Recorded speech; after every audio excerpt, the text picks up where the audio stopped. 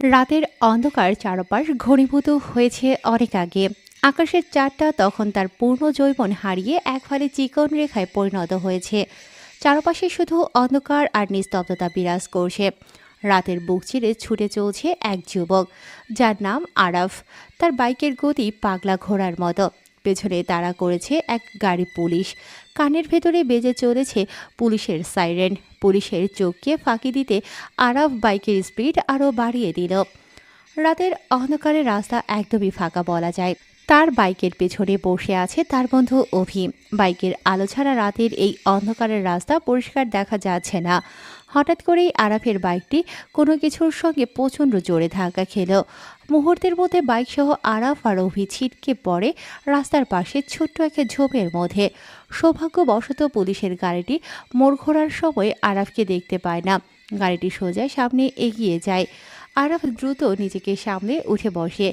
কাদার ভেতরে পড়ার কারণে তার কিছুই হয়নি। একই তো ঝোপ, তার ভেতরে বৃষ্টির পানি জমে কাদা হয়ে গেছে। আরাফ ঠিকভাবে সামনে নিয়ে ভাবতে থাকে ঠিক কিসের সাথে ধাক্কা খেয়েছে সেটা একবার দেখা দরকার। কিন্তু ওর বন্ধু কোথায়? সে তো ওর পেছনেই বসেছিল। আরাফ আশেপাশে তাকায়। সে দেখে ঝোপের একটু দূরেই একটা মেয়ে আহত অবস্থায় পড়ে আছে। তাহলে অভি কোথায়? বাইকটাও তো ওর কাছেই আছে। আরাফ অভিকে কোথাও দেখতে না পেয়ে কিছুটা দুশ্চিন্তায় পড়ে। সে উঠতে যাবে এমন সময় হঠাৎ করেই তার কাঁধে কেউ একজন হাত রাখে। আরাফ মুহূর্তের মধ্যে পকেট থেকে পিস্তল বের করে সেটা শক্ত করে ধরে। ট্রিগারে চাপ দিতে যাবে ঠিক তখনই অভি বলে উঠল। আরে আরাফ, কি করছিস? আমি অবি। আরাফ পিস্তল নামিয়ে নেয়। যাক, অভি তাহলে ঠিক আছে। আরাফ বলল। চোরের মতো চুপচাপ কেন? আর কোথায় ছিলি? অভি কিছুটা এগিয়ে এসে বলল। আমি পেছনে ছিলাম, তাই বেশি দূরে উড়ে গেছিলাম। ভাগ্যিস রাস্তার পাশে জবগুলো বড়, না হলে আজকে মরতামই। আচ্ছা চল, পুলিশ চলে গেছে, আমাদের দেখেনি। হুম, কিন্তু সামনে মালটা দেখ। অভির কথায় আরাফ ভ্রু কুঁচকে জিজ্ঞাসা করল। কোন মাল? আরে ভাই, তুই অন্ধ নাকি? দেখছিস না সামনে একটা মেয়ে অজ্ঞান হয়ে পড়ে আছে, পিছনে তার স্কুটি। মনে হচ্ছে আমরা এটার সাথে ধাক্কা খেয়েছি। মেয়েটা দেখ, সেই কিউট। অভি বিস্ময়ের সঙ্গে বলল কথাগুলো। আরাফ মেয়েটির দিকে তাকিয়ে দেখে মেয়েটা তখনও অজ্ঞান হয়ে পড়ে আছে। আরাফ মেয়েটির দিকে তাকিয়ে বলল। দেখেছি, আমাদের জন্য এসব হয়েছে, কিন্তু এই মেয়েটার জন্যই আমরা পুলিশের হাত থেকে বাঁচলাম। হয়তো রাস্তা পার হতে যাচ্ছিল আর আমরাও ছুটে এসেছি। মেয়েটি উচিত আমাদের হেল্প করা। আরাফের কথায় অভি বিরক্ত হয়। অভি এক বিকৃত হাসি দিয়ে বলল। সে যাই হোক, মেয়েটা সেই জিনিস। আয়, কাজটা সেরে আসি, দেরি করা যাবে না, সুযোগ মিস দেওয়া যাবে না। আরাফ ভ্রু কুঁচকে তাকায় অভির দিকে। অভি হাসে। আরাফ কঠোর গলায় বলল। কাজ সারবি মানে? কি বলতে চাইছিস? কিসের সুযোগের কথা বলছিস? আরে গাদা নাকি, মেয়েটাকে দর্শন করার কথা বলছি আর কি। তোর সাথে থেকে তো কোনো মেয়ের ধারের কাছেও ঘেঁচতে পারি না। আয় বন্ধু, সুযোগের সদ্ব্যবহার করি। মেয়েটির দিকে তাকিয়ে অভি নির্লজ্জের মতো কথাগুলো বলল। আরাফ প্রথমে শান্ত থাকে, কিন্তু কিছু সময় পরে দৃঢ় কণ্ঠে বলল। দেখ অভি, তোকে আগেও বলেছি, এখনও বলছি, আমার এসব পছন্দ না। আর আমার অপছন্দের কোনো কাজ করলে তার পরিণাম কিন্তু ভালো হয় না। বন্ধু বলে তোকে সাবধান করছি, কোনো মেয়ের সাথে সুযোগের ব্যবহার আমি করি না। আরাফের কথায় অভি যেন আরও বিরক্ত হয়। অভি আরাফের কথায় কর্ণপাত একদমই না করে বলল। বাই, এত কিছু জানি না আমি। তোর ভালো না লাগলে থাক, আমি পারবো না। চললাম মেয়েটাকে খেয়ে দিতে। হা হা হা। এই বলে অভি মেয়েটির কাছে যায়। আরাফ তাকে বারণ করার আগেই অভি মেয়েটির বুক থেকে ওড়না সরিয়ে নিল। তারপর মেয়েটির ঠোঁটে অভি চুমু খেতে যাবে ঠিক তখনই আরাফ অভির কাট টেনে ধরে। আরাফ আবারও শান্ত গলায় বলে। দেখ অভি, এসব বাদ দে, মেয়েটা এখনও অজ্ঞান হয়ে আছে। অভি সরে না, এক ধাক্কাতে আরাফকে সরিয়ে দেয়। অভি মেয়েটার পেটে হাত রাখে। আরাফ উঠে দাঁড়ায়। কোমর থেকে একটি ছুরি বের করে অভির গলায় এক পোঁচ দেয় আরাফ। অভির গলা কেটে যায়। অভি ছিটকে পড়ে ছটফট করতে করতে বলল। এটা তুই কি করলি? আমি তোর বন্ধু হই, তুই এটা? অভি আর কিছু বলতে পারে না। আরাফ এক শীতল হাসি দিয়ে বলল। সরি রে, কি বললি বুঝতে পারছি না। তবে তোকে তো আগেই বলেছিলাম এসব আমার পছন্দ না। তুই আমাকে চিনিস না, আমার মনে মায়া দয়া কম, জানিস না? আমি তো অসহায়দের সুযোগ নেই না। অভির শ্বাস বন্ধ হতে শুরু করে। আরাফ কথাগুলো বলে অভির গলা পা দিয়ে চেপে ধরে। অভির শরীরে যতটুকু শক্তি ছিল সেটা দিয়ে হাত উঁচু করার চেষ্টা করে, কিন্তু অভি চিরদিনের জন্য স্তব্ধ হয়ে যায়। আরাফ মনে মনে বলে, অভি যদি আমার বোনকে এমন অবস্থায় পেত তাহলে আমার বোনকেও ধর্ষণ করতে একবারও ভাবতো না। শালা জানোয়ার, ভালো করতে পারিনি তোকে। এমন বন্ধু থাকার চেয়ে না থাকাটাই ভালো। আরাফ অভির পকেট থেকে একটি ছোট্ট কালো ব্যাগ বের করে। সেই ব্যাগে কিছু কাগজ আর একটি ইউএসবি ড্রাইভ ছিল। আরাফ দ্রুত সেগুলো নিজের পকেটে ঢুকিয়ে ফেলে। এরপর সে আহত মেয়েটির কাছে যায়। মেয়েটি তখনও অজ্ঞান। আরাফ তাকে কাঁধে তুলে নিয়ে ঝোপের আরও গভীরে চলে গেল। সামনেই একটা জঙ্গল। এখানে এসে থামে আরাফ। সেখানে পৌঁছে সে মেয়েটিকে শুইয়ে দিল মাটিতে। মেয়েটির আঘাত ততটা গুরুতর ছিল না, কিন্তু সে প্রচণ্ড ভয়ে অজ্ঞান হয়েছিল। আরাফ মেয়েটির মাথায় একটা গর্তে জমে থাকা পানি ছিটিয়ে জ্ঞান ফেরানোর চেষ্টা করে। কিছুক্ষণ পর মেয়েটির জ্ঞান ফিরল। সে আরাফকে দেখে প্রথমে ভয় পায়, ভয়ে সে পিছিয়ে যায়, কিন্তু আরাফের শান্ত ব্যবহার দেখে সে ধীরে ধীরে স্বাভাবিক হতে থাকে। আরাফ মেয়েটির পরিচয় জানতে চায়। নাম কি আপনার? জি, আমার নাম স্নেহা। আমি গ্রামের এক স্কুল শিক্ষকের মেয়ে। কিছু দুষ্কৃতিকারী আমাকে অপহরণ করার জন্য তাড়া করেছিল। আমি ভয়ে পালাচ্ছিলাম। তারপর একটা বাইকের সাথে ধাক্কা খেয়ে পড়ে যাই। আর কিছু মনে নেই। কিন্তু আপনি কে? আমি আরাফ। আমার বাইকের সাথেই ধাক্কা লাগে আপনার স্কুটির। তারপর আমার বন্ধু আপনাকে দেখে ধর্ষণ করতে আসে। আমি তাকে মেরে ফেলেছি। ভয় পাবেন না, আপনি এখন একদমই সেভ আছেন। কিন্তু আমি কোথায়? আমিও জানি না আসলে কোথায় আছি, তবে পিছনে কিছু দূর গেলে মেইন রোড। আপনাকে আমি গাড়ি ঠিক করে পৌঁছে দেবার ব্যবস্থা করছি। এ কি আপনার হাত কেটে গেছে যে? ঠিক আছে, সমস্যা নেই। আরাফ তার পকেটে হাত দেয়। একটা ভেজা রুমাল দেখতে পায়। আরাফ সেটা নিয়ে স্নেহার হাতে বেঁধে দেয়। মেয়েটি আরাফের দিকে তাকিয়ে থাকে। হাত বাঁধা শেষ হলে আরাফ স্নেহাকে নিয়ে মেন রোডে আসে।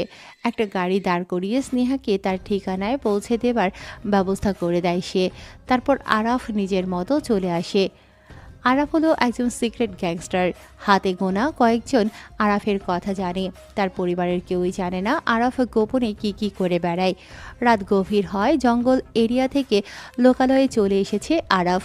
মনে মনে মেয়েটার কথা ভাবছে। তার নাম্বারটা নেওয়া দরকার ছিল। শহরের আকাশে হালকা কুয়াশা নেমে এসেছে। চারিপাশ নিস্তব্ধ, কেবল মাঝে মাঝে দূর থেকে গাড়ি চলার শব্দ শোনা যায়।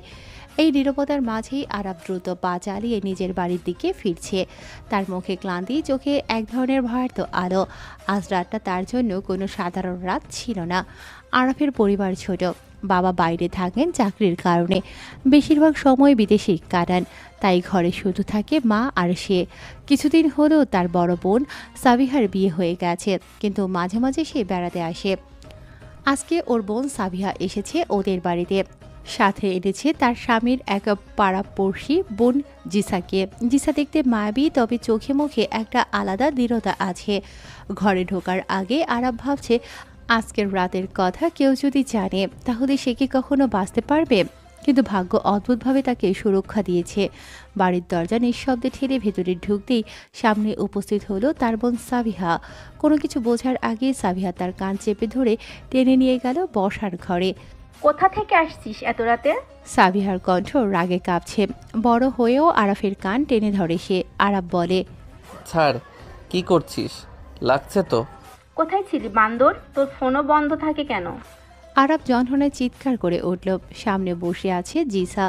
তার কৌতূহলী চোখ দুটো স্থির হয়ে আছে আরাফের দিকে, যেন বোঝার চেষ্টা করছে এ ছেলে আসলেই কেমন। সাবিহার প্রশ্নের উত্তরে আরাফ থেমে গেল না। গভীর শ্বাস নিয়ে সে বলে ফেলল, প্রথমে বন্ধুদের সাথে একটু ঝগড়া করছিলাম, তারপর পুলিশ পিছু নিল। পালাতে গিয়ে হঠাৎ এক মেয়ের সাথে ধাক্কা লাগে। তখন দেখি কয়েকজন ওকে আক্রমণ করছে। ওকে ধর্ষণের চেষ্টা হচ্ছিল। আমি আটকাতে গিয়ে একজনকে মেরে ফেললাম। কথাগুলো শোনার পর ঘরে নেমে এলো এক ঝড়ের পূর্বাভাবের মতো নীরবতা। কিছুক্ষণ সাবিহা অবাক দৃষ্টিতে তাকিয়ে থাকলেও ওর ভাইয়ের দিকে। তারপর হঠাৎ হেসে ফেললো জোরে জোরে। তারপর বলে, তুই আর এসব করবি? তোর পেছনে পুলিশ তাড়া করবে। আমি বিশ্বাস করি না। ফাজলামো করিস? সত্যি কথা বল, কোথায় ছিলি? আরাফ চুপচাপ দাঁড়িয়ে থাকে। সে জানে তার বোন কখনো বিশ্বাস করবে না এসব, কারণ সবাই তাকে ভদ্র শান্তশিষ্ট ফাজিল চঞ্চল দুষ্ট ছেলে বলেই চেনে। কিন্তু হঠাৎ নীরবতা ভেঙে জিসা বলল, আমি বিশ্বাস করেছি। সাবিহা ভ্রুকুচকে তাকালো, তারপর বলে, হ্যাঁ, কিন্তু কেন রে? ওর এমন আজগুবি কথা সে সব সময় বলে। জিসা ঠান্ডা গলায় উত্তর দিয়ে বলে, অনেক ভদ্র ছেলেকে বাইরে থেকে দেখে নির্দোষ মনে হয়, অথচ তাদের ভিতরে লুকিয়ে থাকে ভয়ঙ্কর অন্ধকার। হয়তো আরাফও তেমনই। সাবিহা জোরে হেসে উঠল। হাসির শব্দে যেন ঘর ভরে গেছে। আরে দূর, আমার ভাই তো মাছও খায় না, আর তুমি বলছো খুন করে? অসম্ভব। ওর এসব কথা শুনতে শুনতে আমরা অভ্যস্ত। এই কথোপকথন যেন এক অদ্ভুত খেলায় পরিণত হলো। আরাব বিরক্ত হয়ে উঠে দাঁড়ায়। তার চোখে রাগ, ক্লান্তি আর অজানা ভয় মিশে আছে। সে বলে, জি স্যার, তুমি আমাকে আপনি বলে সম্বোধন করবে আর কখনো নাম ধরে ডাকবে না। আমি তোমার থেকে বড়। কেন রে, তুই আমাকে আপনি বলিস? আমাকেও তো আপনি বলা উচিত, আমি তো তোর বড়। তুই বুঝিস না আপু, ভালোবাসা আর সম্পর্ক আলাদা। এখানে বিষয়টা অন্য। তাছাড়া একটা বিষয় হলো, যে ভালোবাসে সে তুমি করে বলতে পারে, মানে কাছে আসতে পারে। আরাফ এটা বলেই জিসার দিকে তাকায়। বাঁকা একটা হাসি দেয়। জিসা অনেক ছোট, তবে আরাফকে সে পছন্দ করে। আরাফের টোপে পা দিয়ে হঠাৎ করে জিসা হেসে বলে, আমি ভালোবাসি আরাফকে। কথাটা এমনভাবে বলল যেন সেটা সত্যি না মজা বোঝা গেল না। আরাফ বিরক্ত হয়ে রুমে চলে যায়। সাবিহাও বুঝছে দুটোই দুষ্টুমি করছে। তার হাতের কবজিতে লালচে কাটা দাগ, কাপড়ে ঢাকা ছিল। কেউ টের পায়নি। রুমে ঢুকে দরজা বন্ধ করে সে চেয়ারে বসে টেবিলে রাখা কিছু ছবি তার দৃষ্টি কাড়ে। সব ছবি মেয়েদের। আরাফের বিয়ের জন্য ওর মা সংগ্রহ করে রেখেছে। আরাফ একে একে দেখতে থাকে। সিগারেটের ধরালো সে। হঠাৎ একটা ছবি দেখে তার চোখ আটকে গেল। তার হাত থেকে সিগারেট পড়ে গেল মেঝেতে। ছবিটা সেই মেয়ের যাকে কিছুক্ষণ আগে সে অভির থেকে বাঁচিয়েছে। নিজের রুমালটা তার হাতে বেঁধে দিয়েছে, মানে মেয়েটা স্নেহা। মুহূর্তে তার শরীর কেঁপে উঠল স্নেহার কথা মনে পড়তেই। এটা কেমন করে সম্ভব? সেই মেয়ে যে বিট্টুর মুখ থেকে বেঁচে ফিরল, তার ছবি কিভাবে এখানে এলো, বা তার মা কোথায় পেল? ঠিক তখন দরজায় টোকা পড়ে। আরাফ সিগারেটের অংশ তুলে জানালা দিয়ে ফেলে দেয়। রুম স্প্রে করে শার্ট ঠিক করে নেয়। তারপর দরজা খুলে দিতেই ওর মা ভিতরে এলেন। ছবিগুলোর দিকে তাকিয়ে ওর মা বলে, দেখ তো, কিছু ছবি এনেছি, তোকে বিয়ে করতে হবে। আমি ভালো নেই, অসুস্থ লাগছে শরীর, বেশি দিন হয়তো। উফ মা। আচ্ছা, সাবিয়াও তো সংসার নিয়ে ব্যস্ত। তুই যদি ঘর না বাঁধিস আমার চোখের সামনে, আমি শান্তি পাবো না। আরাফ কিছু বলল না, শুধু মাথা নিচু করে বসে রইল। তার মা চলে গেলে সে আবার স্নেহার ছবিটার দিকে তাকালো। স্নেহার চেহারাটা ভাসে। মেয়েটির চোখে ভয়, লজ্জা আর অদ্ভুত কষ্টের ছাপ, যেন ছবির ভেতর থেকে তাকিয়ে আছে তার দিকে। তার বুক ধকধক করে উঠল। কি হবে এখন? মনে সেই দৃশ্য, পুলিশের সাইরেন, ধাওয়া, মেয়েটির চিৎকার আর নিজের হাতে তার বন্ধুকে হত্যা করার দৃশ্য। রক্তের লাল দাগ যেন আবার চোখের সামনে ভেসে উঠল। কিন্তু এর সাথে নতুন প্রশ্ন জুড়ে গেল। এই মেয়ে আসলে কে? তার সাথে আরাফের সম্পর্ক কোথায় গাঁথা? কেন তার ছবি এখানে? বিয়ের পাত্রী হিসেবে হঠাৎ দরজার বাইরে শব্দ হলো। সাবিহা জিসার সাথে ফিসফিস করছে। আরাফ কান খাড়া করে। জিসার কণ্ঠ শোনা গেল, ভাবি, আমি জানি আরাফ সত্যি বলছে। ওর চোখের ভেতরে আমি রক্ত দেখেছি, ওর শরীরে আমি ভয় পেয়েছি। কিন্তু জানো সাবিহা ভাবি, এই ভয়ই আমাকে টানছে। তোমার ছোট ভাই কিন্তু বেশ সুদর্শন। সাবিহার গলা এবার ফিসফিস করেই উঠল, তুই কি পাগল? আমার ভাইকে ভালোবাসতে চাইছিস? ওর মতো উড়নচণ্ডী আর নেই। জানি মজা করছিস, তাই না? হুম, সত্যি। তবে ওর অন্ধকার আমাকে গ্রাস করছে। কিছু একটা আছে তোমার ভাইয়ের মাঝে। এই কথাগুলো শুনে আরাফের শরীর ঠান্ডা হয়ে আসে। এই মেয়ে আসলেই সাংঘাতিক। রাত কেটে গেল, ঘুম আসেনি আরাফের চোখে। টেবিলে রাখা স্নেহার ছবির দিকে তাকিয়ে থাকতে থাকতে মনে হলো ছবির ভেতরের চোখ দুটো যেন তার কাছে এগিয়ে আসছে। হঠাৎ মনে হলো এই মেয়েটি হয়তো তার জীবনের মোড় ঘুরিয়ে দেবে। আর হয়তো সেই মোড়টাই তাকে নিয়ে যাবে অন্ধকারের গভীরে, যেখান থেকে আর কোনোদিন ফেরা সম্ভব হবে না। সকালবেলা শহরের রাস্তাগুলো তখনও পুরোপুরি লোকজনের জমজমাট হয়নি। হালকা কুয়াশা ভেসে বেড়াচ্ছে, গলিপথের দোকানগুলো একে একে শাটার তুলছে। পাখির ডাক, চায়ের দোকানের ঘ্যাস বর্নারের শব্দ আর মাঝে মধ্যে বাসের হর্ন সব মিলিয়ে শহর জেগে উঠেছে। আরব সেই সকালের ভিড়ে একা বাইক নিয়ে বের হয়েছে। সারা রাত ঘুমোয়নি। স্নেহার ছবিটার দিকে তাকিয়ে থেকেছে সে। মনে এক অদ্ভুত উত্তেজনা, অস্থিরতা কাজ করছে, মাথার ভেতর বারবার ঘুরছে সেই প্রশ্ন। স্নেহা নামে মেয়েটার ছবি মা কোথায় পেল? আর আমার মন কেনই বা হঠাৎ করে চাইছে আমি ওর সাথে দেখা করি? আর মা স্নেহার ছবি কোথায় পেল? প্রথমে ভেবেছিল হয়তো এটাও তার আত্মীয়ের পরিচয় কিংবা কোনো ভদ্রলোকের প্রস্তাব হবে, কিন্তু মনে হতেই আবার ঝড় ওঠে। সে তো জীবনে কাউকে এখনও ভালোভাবে চিনতে বা জানতেও পারেনি। হুট করে কেন এই মেয়ে? তবে কি বিয়ের জন্য পাত্রের ছবি? হঠাৎই তার মনে পড়ে যায় আগের রাতের ঘটনা। গত রাতে যখন স্নেহা ড্রাইভারের সাথে ঠিকানা বলছিল, দূরে দাঁড়িয়ে থাকা অবস্থায় আরব সেটা শুনে ফেলে। তখন সে গুরুত্ব দেয়নি, কিন্তু আজ যখন মাথায় ঘুরছে কোথায় খুঁজে পাওয়া যাবে মেয়েটিকে, সেই মুহূর্তে স্মৃতিটা বজ্রপাতের মতো ফিরে আসে। সকালে আরব স্নেহার সাথে দেখা করার জন্য বের হয়, কারণ স্নেহার বলা ঠিকানাটা মনে পড়ে ওর। হ্যাঁ, ঠিকানাটা তো আমি শুনেছিলাম। আর দেরি না করে বাইক চালু করে ফেলে। শহরের ভিড় ঠেলে হর্ন বাজাতে বাজাতে দ্রুত এগোতে থাকে সে। কানে হেডফোন নেই, মোবাইল অফ, কারণ মন এখন অন্য কোথাও। রাস্তার এক প্রান্তে এসে সে ঢুকে যায় আবাসিক এলাকায়। চারপাশে উঁচু বিল্ডিং, মাঝে মাঝে ছোট ছোট টিনের ঘর, আর ফাঁকা মাঠে খেলা করছে কিছু বাচ্চা। সকালবেলার আলো দিয়ে সব কিছু যেন শান্তিপূর্ণ, কিন্তু আরাফের বুকের ভেতর কেমন জানি চাপা উত্তেজনা কাজ করছে। হঠাৎই দূরে সে দেখতে পায় একটি মেয়ে রাস্তায় দাঁড়িয়ে আছে। মেয়েটি শাড়ি পরেনি, পরনে সাধারণ সালোয়ার কামিজ, চুল খোলা, চোখে হালকা ভয়, কিন্তু চলাফেরায় এক ধরনের সৌন্দর্য আছে। আরাফ থমকে যায়, মনে হয় এটাই সেই মেয়ে স্নেহা। কিন্তু এর আগেই ঘটে যায় অপ্রত্যাশিত ঘটনা। রাস্তার পাশ থেকে একটা কালো প্রাইভেট কার থামিয়ে গাড়ির দরজা খুলে 4 জন তরুণ ছেলে বেরিয়ে আসে। প্রথমে তারা যেন সাধারণভাবেই এগিয়ে গেল, তারপর হঠাৎ দুজন স্নেহার হাত ধরে টানতে শুরু করে। আরেকজন পেছন থেকে ধাক্কা দিতে থাকে স্নেহাকে গাড়ির দিকে।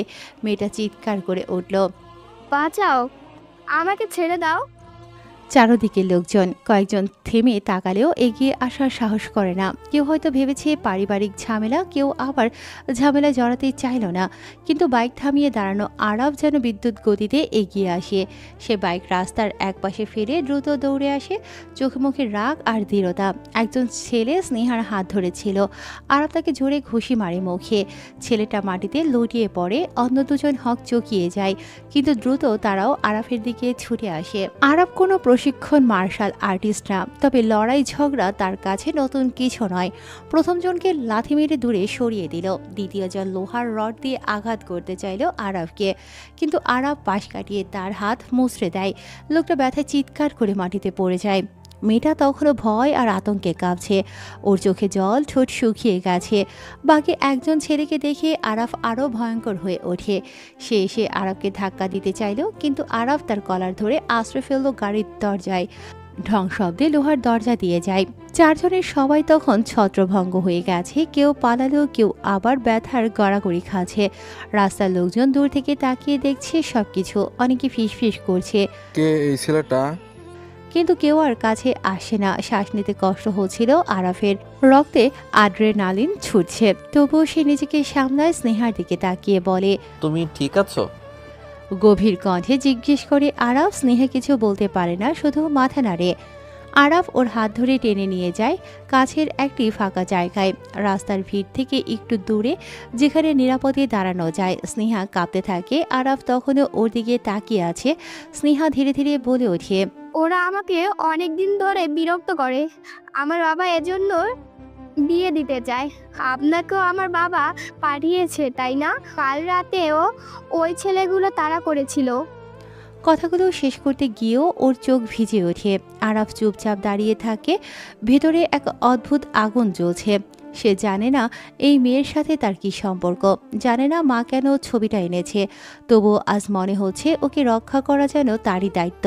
আসলে আমাকে আপনার বাবা পাঠায়নি, আমাকে হয়তো চিনতে পারেননি। গত রাতে আমি আপনাকে বাঁচালাম। স্নেহা তাকায় আরাফের দিকে। রাস্তার পাশে তখনও কালো গাড়িটা দাঁড়িয়ে। কিন্তু ছেলেগুলো ভয়ে পালিয়ে গেছে। গাড়ির কাছে কেউ আর ফিরে আসেনি।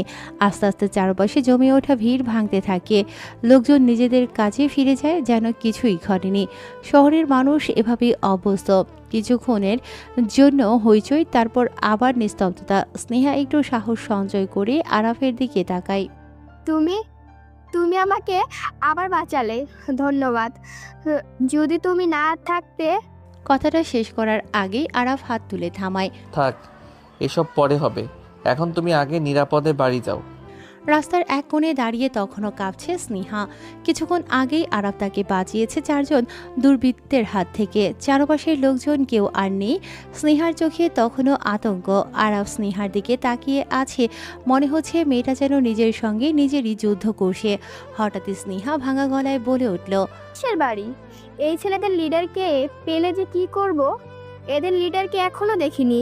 আমি জানি বাবা তার সাথেই বিয়ে দিতে চায় আমাকে। এজন্য আমি সকালে বের হয়েছিলাম চলে যাবার জন্য। গাড়ি না পেয়ে হাঁটছিলাম। লম্পট ছেলেকে আমি বিয়ে করব? কখনো না। বরং তাকে পেলে। আরাফ ধীরে কাছে এগিয়ে এসে নরম গলায় প্রশ্ন করল। কি করবেন? স্নেহা তীক্ষ্ণ চোখে তাকিয়ে জবাব দিল, ছেলেটাকে মেরে একদম মর্গে পাঠিয়ে দিব। আমাকে বিয়ে করার সাধ্য মিটিয়ে দিব। তারপর আমিও মরব। আমি পুরোপুরি মরতে চাই। তার কথা শুনে আরাফ ভেতর থেকে থমকে যায়। এতটা রাগ আর হতাশা যেন একসাথে ঝরে পড়ছে স্নেহার কণ্ঠে। আরাফ মনে মনে ভাবল। বলে কি এই মেয়ে? আরাফ শান্ত গলায় বলল, কেন মরতে চান? কারণটা জানতে পারি? স্নেহা কষ্টে ভাঙা হাসি দিয়ে বলল, বললাম তো, আমাকে বাসা থেকে বিয়ে দিয়ে দিবে। কিন্তু আমি বিয়ে করব না। তাই আমার কিছু ছবি আরাফ নামের এক ছেলেকে পাঠিয়েছে। আমি শিওর এই ছেলেদের লোক ওরা। আরাফ মনে মনে হতভম্ব হয়ে গেল। মেয়েটা তার নাম জানে অথচ তাকে চেনে না। তার মানে স্নেহা এতক্ষণ তার কথাই বলছিল। আরাফ বলল, আরাফ তো আপনাকে পছন্দ নাও করতে পারে। স্নেহা রাগী চোখে তাকিয়ে আরাফকে বলল, কে বলছে পছন্দ করবে না? 100% পছন্দ করবেই। আমি কি কম সুন্দরী নাকি? আরাফ বিস্মিত হয়ে গেল। এই মেয়েটার আত্মবিশ্বাস অদ্ভুত। সে হালকা হেসে বলল। এত কনফিডেন্স? স্নেহা গম্ভীর মুখে উত্তর দিল, আর আমি খোঁজ নিয়ে দেখেছি, আরাফ ছেলেটা নাকি অনেক খারাপ। সবসময় ঝগড়া মারপিট করে বেড়ায়। আরাফ মাথা নিচু করে গম্ভীর স্বরে বলল। আমিও শুনেছি আরাফ ছেলেটা খুব খারাপ। আরাফ মুস্কি হাসে। কিছুক্ষণ চুপ থেকে আরাফ প্রশ্ন করল, আচ্ছা, আপনার নাম কি? স্নেহা একটু থেমে তাকালো আরাফের দিকে। তার যতদূর মনে পড়ে কালকে একবার নাম বলেছিল আরাফকে। তবুও স্নেহা বলে, আপনাকে আমার নাম বলার প্রয়োজন মনে করি না। তবুও যেহেতু আমাকে বাঁচিয়েছেন তাই বলছি, আমি স্নেহা। আরাফ এক মুহূর্ত চুপ থেকে বলল, সুন্দর নাম। আরাফ আবার প্রশ্ন করল, আচ্ছা, এখন বাড়ি যাবেন নাকি অন্য কোথাও যাবেন? স্নেহা নিচের দিকে তাকিয়ে ফিসফিস করে বলল, জানি না। আরাফ অবাক হয়ে বলল, জানেন না মানে? বাসায় যাবেন না? স্নেহা কাপা কণ্ঠে বলল, না, বাসায় যাব না। আরাফ তখন একটু থেমে প্রস্তাব দিল, তাহলে আমাদের বাসায় চলেন। স্নেহা চোখে বিস্ময় নিয়ে তাকালো, তারপর মাথা নাড়িয়ে বলল, না, তাও যাব না। আমি আমার মতো কোথাও চলে যাব। আপনার আমাকে নিয়ে চিন্তা করতে হবে না। আর আমাকে আবার বাঁচানোর জন্য ধন্যবাদ। এখন আপনি আসতে পারেন। মেয়েটির কথায় আরাফ চুপ হয়ে গেল। মনে হলো স্নেহার ভেতরটা আগুনের মতো জ্বলছে। আরাফ বুঝে গেছে এখন স্নেহাকে জোর করে কিছু বলা যাবে না। স্নেহা তখন ধীরে ধীরে রাস্তার দিকে হাঁটা দিল। হাওয়া তার চুল উড়িয়ে নিচ্ছে। মুখে এখনো ভয় আর রাগের ছাপ। আরাফ দাঁড়িয়ে থাকে দূর থেকে। তার চোখে মিশ্র অনুভূতি, আশ্চর্য, কৌতূহল আর এক ধরনের অদৃশ্য টান কাজ করছে। সেই মুহূর্তে আরাফ বোঝে এই মেয়েটি কেবল একজন ভুক্তভোগী নয়, বরং নিজের ভাগ্যের বিরুদ্ধে দাঁড়ানো এক যোদ্ধা। আরাফের ভেতর এক অদ্ভুত দায়বদ্ধতা তৈরি হলো। যদিও স্নেহা বলেছে আপনি আসতে পারেন, তবুও তার মনে হলো এই মেয়েটিকে একা একা ফেলে যাওয়া যাবে না। আরাফ সেখান থেকে চলে আসে, কিন্তু যত দূরেই যাক স্নেহার মুখ বারবার ভেসে উঠছে তার চোখের সামনে। মেয়েটার চেহারায় এক ধরনের অনিন্দ সুন্দর ভাব আছে। শুধু সৌন্দর্য নয়, ওর কণ্ঠস্বর যেন সরাসরি কলিজায় গিয়ে লেগেছে। কিন্তু সব কিছুর মাঝেও সবচেয়ে বেশি টেনেছে স্নেহার সেই ঠোঁটের নিচের ছোট্ট তিলটা। আরাফের অদ্ভুতভাবে মনে গেঁথে গেছে সেই দৃশ্য। বাসায় ফিরে আরাফ আসে তার মায়ের কাছে, খানিকটা দ্বিধা নিয়ে বলল, আম্মু একটা কথা বলি, তুমি যে মেয়েটার ছবি মানে স্নেহার ছবি এনেছো না, ওকে আমার খুব ভালো লেগেছে। কিন্তু আমি কিছু না বলা পর্যন্ত তোমরা ওর বাসায় বা ওর কাছে কিছুই বলবে না, ওকে? বিয়ে করলে ওই মেয়েটাকে করব, কখন কি করবা সেটা আমি বলে দেব। মা খুশি হয়ে মৃদু হাসি মাথা নাড়িয়ে বলল, ওকে বাবা, আমি কিছু বলবো না তুই না বলা অবধি। কথাটা শুনে এক অদ্ভুত স্বস্তি পেল আরাফ। মনে হচ্ছে নিজের মনের ভেতরে লুকোনো গোপন অনুভূতিটা কারোর সাথে ভাগ করলো। কিছুক্ষণ পর সে বের হলো বিশ্ববিদ্যালয়ের উদ্দেশ্যে। বাইকের ইঞ্জিন স্টার্ট দিতেই হঠাৎ পেছন থেকে জিসা এগিয়ে আসে। সে এসে বলে, আমিও যাব তোমার সাথে। আমি তো ভার্সিটিতে যাচ্ছি। তাতে কি, আমিও যাব, আমাকে নিয়ে চলো। কিন্তু কিন্তু কি? নিয়ে যা, ঘোরার জায়গা নেই তেমন, তুই সাথে নিয়ে যা। আরে আপু, সাবিহা আপুর জোড়াজোড়িতে জিসা আরও আরাফের সাথেই যেতে চাইল। আরাফ খুব একটা খুশি হয়নি, তবে কিছু না বলে জিসাকে পেছনে বসতে দিল। দুজন বাইক নিয়ে রওনা হয়। রাস্তায় এক মোড়ে হঠাৎ চোখ পড়ে স্নেহাকে। ওর বাবা তাকে বাসায় নিয়ে যাচ্ছে, মানে স্নেহাকে তার বাবা গাড়িতে ওঠাচ্ছে। স্নেহার কোথায় আছে সেই ঠিকানা স্নেহার বাবার ফোনে আননোন নাম্বার থেকে মেসেজ করে দেয় আরাফ, কারণ আরাফের লোক স্নেহার পিছু নিয়েছিল। আরাফকে স্নেহার বাবা দেখতে না পেলেও স্নেহা স্পষ্টই তাকিয়েছিল তার দিকে। সেই দৃষ্টি ছিল কিছুটা বিস্মিত, কিছুটা অভিমানী। আরাফের মন বলল স্নেহা হয়তো ভেবেছে বাইকের পেছনে বসা জিসাই তার প্রেমিকা।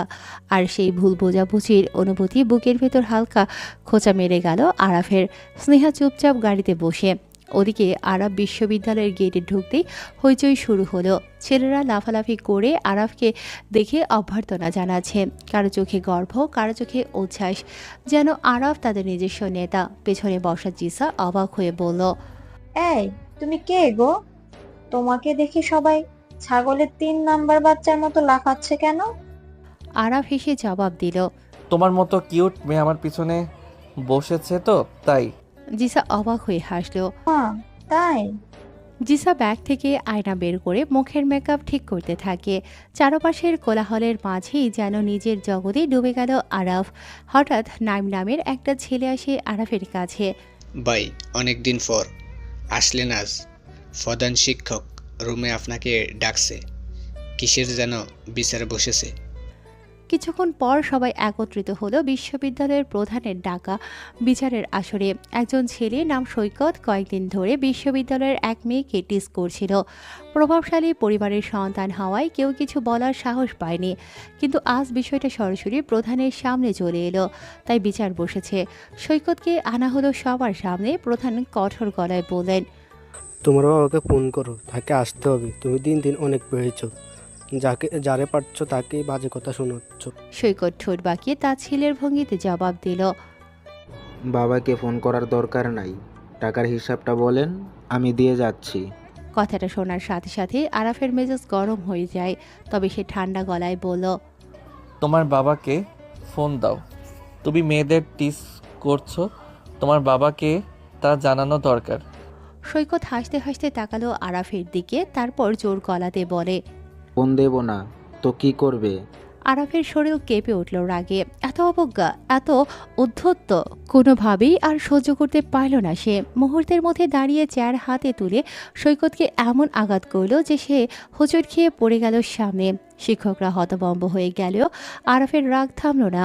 সে সৈকতকে টেনে হিস্ট্রে রুম থেকে বের করতে থাকে। একের পর এক ঘুষি লাথি মারতে থাকে। সৈকত প্রতিরোধ করার চেষ্টা করলেও ব্যর্থ হয়। আরাফের এমন কাণ্ডে ওর বন্ধুদেরও রক্ত গরম হয়ে গেল। তারাও ঝাঁপিয়ে পড়ে সৈকতের উপর। চেয়ারের আঘাত, মুঠির ঘা সব মিলে চারপাশে যেন বিশৃঙ্খলার সৃষ্টি হয়। বিশ্ববিদ্যালয়ের করিডোরে হইচই শুরু হয়। কেউ কেউ ভয়ে দূরে সরে যায়, আবার কেউ হাততালি দিয়ে উল্লাস করতে থাকে। অবশেষে সৈকত ধপাস করে মাটিতে পড়ে হাঁপাতে থাকে। মুখে রক্ত, চোখে ভয়ের ছাপ স্পষ্ট। তবুও তার অধ্যত্ব একটুও কমেনি। দাঁত চেপে বলল, তোমরা ভেবেছো এভাবে পার পেয়ে যাবে?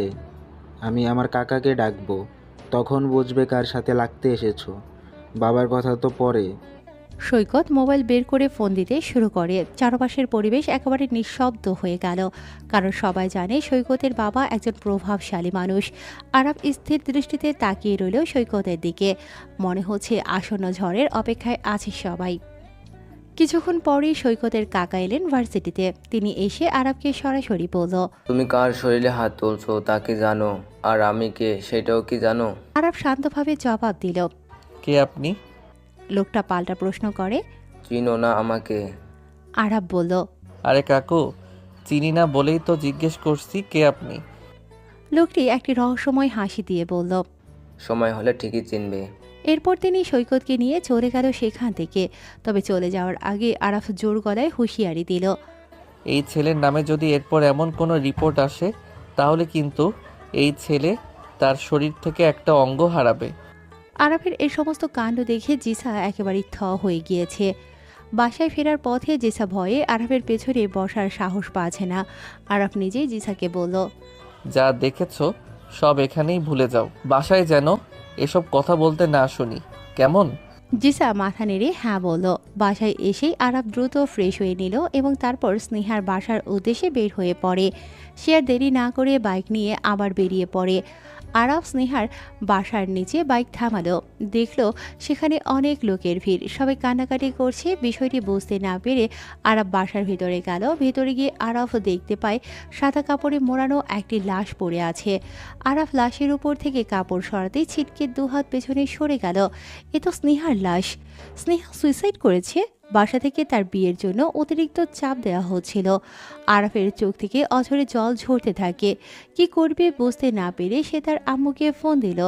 আরাফ শুধু বলল, আম্মু, তুমি আমার বিয়ের জন্য স্নেহা নামের এক মেয়ের ছবি দেখিয়েছিলে, সেই মেয়েটা সুইসাইড করেছে। এটুকু বলেই সে ফোন কেটে দিল। এরপর আরাফ স্নেহার রুমে আসে। স্নেহার বিছানার উপরে সে দুটি চিরকুট দেখতে পায়। একটি চিরকুট সে লিখেছে, বাসা থেকে বিয়ের জন্য বেশি চাপ দেওয়ার কথা। অন্য চিরকুটে লেখা ছিল, আরাপ একটা বকাটে ছেলে। আরাপকে আমি কখনো মেনে নিতে পারবো না। আমার জীবন নিয়ে অন্যেরা কেন এমন করছে, আমার ভালো লাগে না এগুলি। আর আরাফকে আমি চিনি, কিন্তু না চেনার ভান করেছিলাম এতদিন। লেখাটি পড়ে আরাফ নিজেকেই নিজে ঘৃণা করতে শুরু করে। এই চিরকুটটি সে নিজের কাছে রেখে দিল। আরাফের মনে হলো হয়তো তার কারণেই এসব ঘটেছে। তার আম্মু হয়তো স্নেহার বাসায় বলে দিয়েছিলেন যে আরাফ স্নেহাকে পছন্দ করে। আরাফ আবার দৌড়ে স্নেহার লাশের কাছে গেল। স্নেহার হাত ধরে সে কাতর স্বরে বলল, মাফ করে দিও আমায়। স্নেহার এমন মৃত্যুতে গভীর হতাশার মেঘে ছেয়ে গেছে আরাফের মন। একটি মেয়ের আত্মহত্যার খবরে তার ভেতরটা দুমড়ে মুচড়ে যাচ্ছে। যদিও সে নিজেকে সান্ত্বনা দিচ্ছিল যেন তার জন্য নয়, বরং তাকে বিয়ে করতে পারবে না বলেই মেয়েটি এমন করেছে, তবুও অপরাধ বোধের কাঁটা তাকে বিঁধছিল। এই তীব্র মানসিক যন্ত্রণার মধ্যেই সে অনেকগুলো ঘুমের ওষুধ খেতে যায়। ঠিক সেই সময় তার সামনে ঢাল হয়ে দাঁড়ায় জিসা। সে দ্রুত হাতে আরাফের হাত থেকে সমস্ত ওষুধ মেঝেতে ফেলে দেয়। আরাফের মাথায় তখন রক্ত চড়ে আসে। সেই মুহূর্তে সে যেন দিশেহারা। জিসার এই আচরণে ক্ষিপ্ত হয়ে সে তাকে কষে একটা চড় দেয়। জিসা কিছু বলতে যাবে তার আগেই আরাফ জিসাকে ঘর থেকে বের করে দিল। জিসা গাল ধরে চুপচাপ দরজার বাইরে দাঁড়িয়ে থাকলো, এক বিন্দুও প্রতিবাদ করে না।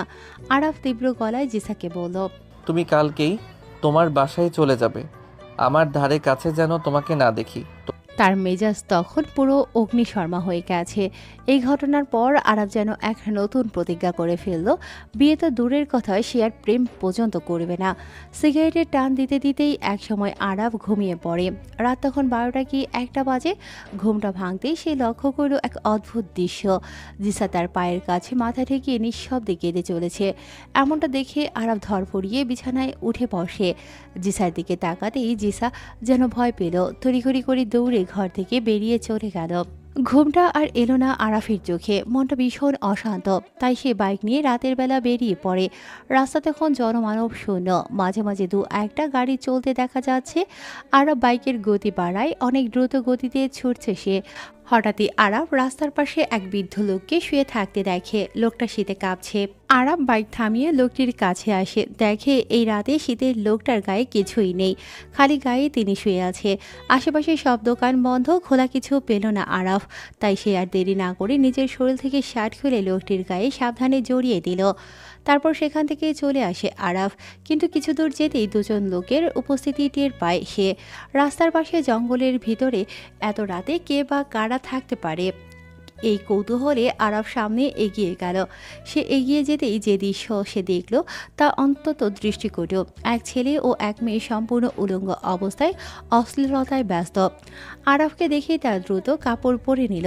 ছেলেটা আরাফের দিকে এগিয়ে এসে উদ্ধত স্বরে জিজ্ঞেস করল, এই কে রে তুই? আরাফ পাল্টা জানতে চাইল, ওরা কে? আর ওই মেয়েটা কি লাগে তোর?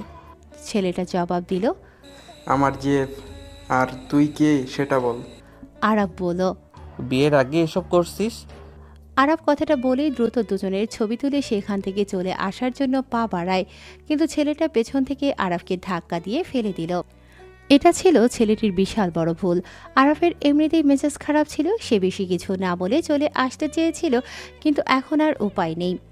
আরাফ ঘুরে ছেলেটার মুখে জোরে একটা ঘুষি দেয়। ছেলেটা পড়ে যায় মাটিতে। আরাফ ছেলেটির নাকে কয়েকটি ঘুষি মারতেই ছেলেটি জ্ঞান হারায়। এরপর আরাফ মেয়েটির দিকে তাকালো। মেয়েটি তখন ভয়ে কাঁপছে। আরাফ মেয়েটির চুল ধরে টেনে বুকে এক লাথি মেরে কঠিন কণ্ঠে জিজ্ঞেস করে, তোদের বিয়ে হয়েছে? মেয়েটি ভয়ে ভয়ে বলল, না। আরাফ জানতে চাইল, তুই তো মুসলিম, তাই না? তোর তো বেঁচে থাকারই অধিকার নেই, যে না করেছিস তুই। মেয়েটি কান্নাজড়িত কণ্ঠে বলল, প্লিজ আমাকে মাফ করে দেন, আর এমন হবে না। আরাফ বলল, আমি মাফ করার কেউ না, তোর বাসার ঠিকানা দে। মেয়েটি প্রথমে ঠিকানা দিতে না চাইলেও আরাফের চর থাপ্পড়ের মুখে শেষ পর্যন্ত ঠিকানা দিতে বাধ্য হলো। এরপর আরাফ ছেলে ও মেয়ে দুজনকেই সঙ্গে নিয়ে মেয়ের বাসায় আসে। মেয়ের বাবার কাছে সে সমস্ত ঘটনা খুলে বলে। মেয়েটির বাবা সব শুনে হতবাক হয়ে গেলেন। সব বলে আরাফ সেখান থেকে চলে আসে। ততক্ষণে ফজরের আজান পড়ে গেছে। আরাফ আর দেরি না করে বাইক নিয়ে সোজা মসজিদের দিকে চলে গেল। তার মনের অস্থিরতা তখনও কাটেনি, কিন্তু মসজিদে গিয়ে আল্লাহর ইবাদতে হয়তো সে কিছুটা শান্তি খুঁজে পাবে। আরাফ মসজিদে এসে নামাজ পড়ে। নামাজ আদায় করার পর আরাফের মনটা তখনও বিষাদে আচ্ছন্ন ছিল। কি করবে সে বুঝে উঠতে পারে না। সে স্নেহার কবর জিয়ারত করতে চায়। সে সোজা স্নেহার কবর জিয়ারত করার জন্য বের হয়। বেশ কিছু সময় পর স্নেহার কবরের কাছে আসে আরাফ। কবরের কাছে গিয়ে দাঁড়াতেই কেমন যেন আর চোখের জল ধরে রাখতে পারে না আরাফ। স্নেহা তার জীবনের খুব বেশি কাছের মানুষ ছিল না, তবুও কেন তাকে এতটা তীব্রভাবে মিস করছে তা আরাফ নিজেও বুঝতে পারছে না। তার ভেতরে একটা অদ্ভুত শূন্যতা অনুভব হচ্ছে। কিছুক্ষণ সেখানে চুপচাপ দাঁড়িয়ে থাকার পর সবশেষে সে বাসায় ফিরে আসে। বাসায় ফিরতেই তার বোন সাবিহা তাকে দেখে কড়া সুরে প্রশ্ন করল, রাত কোথায় ছিলি তুই? আরাফ মন খারাপের দৃষ্টি নিয়ে তাকালো তার বোনের দিকে। তারপর আরাফ খুবই সংক্ষেপে উত্তর দিল, কোথাও না। সাবিহা আরাফের কথা এড়িয়ে সে এবার অন্য প্রশ্ন তুলল, জিসাকে কি বলেছিস? আরাফ বুঝতে পারে না তার বোন কি বলছে। আরাফ পাল্টা জানতে চাইল, কেন, কি হয়েছে?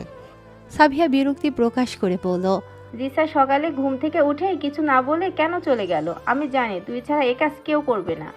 আরাফ যেন এ ব্যাপারে কিছুই জানে না এমন ভান করে বলল, জানি না, তোমার ননদকে তুমি জিগাও, আমি কিভাবে বলবো সে কেন গেছে। আরাফ আর কিছু না বলে এরপর আরাফ নিজের রুমে আসে। তারপর সোজা ওয়াশরুমে চলে যায়। সেখানে গোসল সেরে নাস্তা করতে বসে। তার মন এমনিতেই খারাপ। এর মধ্যে তার মা বলে উঠলেন, আরাফ, তোর মামাকে বলেছি ভালো মেয়ের খোঁজ করতে, সমস্যা নেই, তুই চিন্তা করিস না, যা হবার হয়ে গেছে। আরাফের মনটা সকাল সকালই আবারও খারাপ হয়ে গেল। তার মা বাবার কাছে পড়াশোনা কিংবা ক্যারিয়ারের চেয়ে তার বিয়েটা যেন বড় চিন্তার কারণ। সে হতাশা লুকিয়ে রাখতে পারে না। তাই খাবারের প্লেটে থাকা ভাতের মধ্যেই এক গ্লাস পানি ঢেলে দিয়ে নাস্তা অসমাপ্ত রেখে ভার্সিটির উদ্দেশ্যে বের হয়ে যায়। পেছন থেকে ওর মা কয়েকবার ডাকলেও সে শোনে না। ভার্সিটিতে পৌঁছে আরাফ চুপচাপ এক জায়গায় গিয়ে বসে। তার মন খারাপ হওয়ার চারপাশের কোলাহল বা বন্ধুদের উপস্থিতি তাকে টানছে না। সে স্নেহার কথা ভাবছে, হয়তো তার মৃত্যুর জন্য নিজেকে দায়ী মনে করছে। এমন সময় তার এক বন্ধু সাজিদ এসে বলল, দোস্ত, জানিস আজকে ভার্সিটিতে নতুন একটা মেয়ে আসছে, সেই জিনিস, মানে দেখতে অনেক কিউট। ভার্সিটির সব ছেলের লোম দাঁড়িয়ে গিয়েছে মেয়েটাকে দেখে, তুই দেখলে পড়ে যাবি। আরাফের কোনো কিছুই ভালো লাগছে না। আরাফ হালকা বিরক্ত হয়ে বলল, একটু বেশি হয়ে গেল না? আর তোদের দেখার তোরা দেখ, এসব ভালো লাগছে না। আরাফের কথায় সাজিদ উত্তেজিত হয়ে বলল, আরে না, তুই নিজে চোখে না দেখলে বিশ্বাস করবি না, চল তোকে দেখায়। আর ভালো লাগছে না কেন? আরাফ সাজিদের কোনো কথায় আগ্রহ দেখালো না। সে আরও বিরক্ত নিয়ে বলল, তুই কি পাগল নাকি? আমি যাব মেয়ে দেখতে? যা তো এখান থেকে, তুই দেখ মেয়ে। আরাফের কথায় সাজিদ হাসে। সাজিদ হাসতে হাসতে বলল, তোর যেতে হবে না, মেয়েটা তোর দিকেই আসছে, ওই দিকে তাকা, দেখ একবার। না চাওয়া সত্ত্বেও সাজিদের জোড়াজুড়িতে আরাফ সেদিকে তাকালো। মেয়েটির পা থেকে মাথা পর্যন্ত সে একবার দেখল। সাজিদ যা বলেছে তার সবটাই সত্য। আরাফ মনে মনে স্বীকার করে নিল। অসাধারণ, এত সুন্দরী মেয়ে হয়তো এই প্রথম দেখলাম। কিন্তু পরক্ষণেই তার মেজাজ বিগড়ে গেল। মেয়েটা ওদের দিকেই আসছে। সে সাজিদকে বলে, মেয়েটা আমার দিকে আসছে কেন? আমার মুড এখন ঠিক নেই, বেশি বুঝলে এটাকেও থাপড়াবো। সাজিদ হাসে। আরাফের ভেতরের রাগ এবং মন খারাপ যেন তাকে আরও বেশি খিটখিটে করে তুলছে। এমন সময় মেয়েটি আরাফের সামনে এসে দাঁড়ালো। তারপর আরাফের মতোই মেয়েটি তাকে পা থেকে মাথা পর্যন্ত দেখতে থাকে। আরাফ কিছুটা অবাক হলো। সাধারণত কেউ তার দিকে এভাবে তাকিয়ে থাকার সাহস দেখায় না। আরাফ মনে মনে ভাবে, এই মেয়েটি তো বেশ সাহস। মেয়েটির নাম অহনা। সে ভার্সিটিতে নতুন এসেছে। তার শারীরিক গঠন, রূপ ভালো, সুন্দর চেহারা, আর এই কারণে হয়তো তার মধ্যে কিছুটা দেমাগও আছে। অহনা বেশ আত্মবিশ্বাসের সাথে আরাফকে প্রশ্ন করে, আপনি কি জনগণের ভাই? আরাফ তার এই অদ্ভুত প্রশ্নে বিরক্ত হয়। সে কড়া সুরে বলল, লিমিট রেখে কথা বলেন, কি হয়েছে সেটা বলেন। কোনো দরকার থাকলে বলে চলে যান, সময় সুযোগ বুঝে হেল্প করব।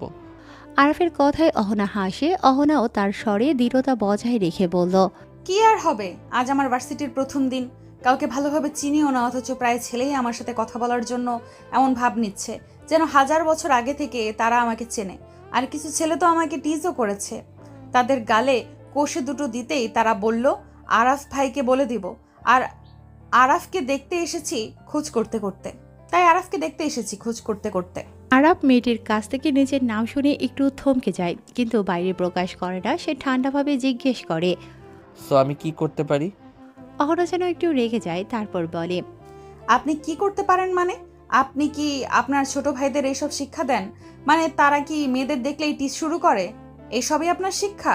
তার কথা শুনে মনে হচ্ছিল ভার্সিটির সব ছেলের আচরণের জন্য আরাফই দায়ী।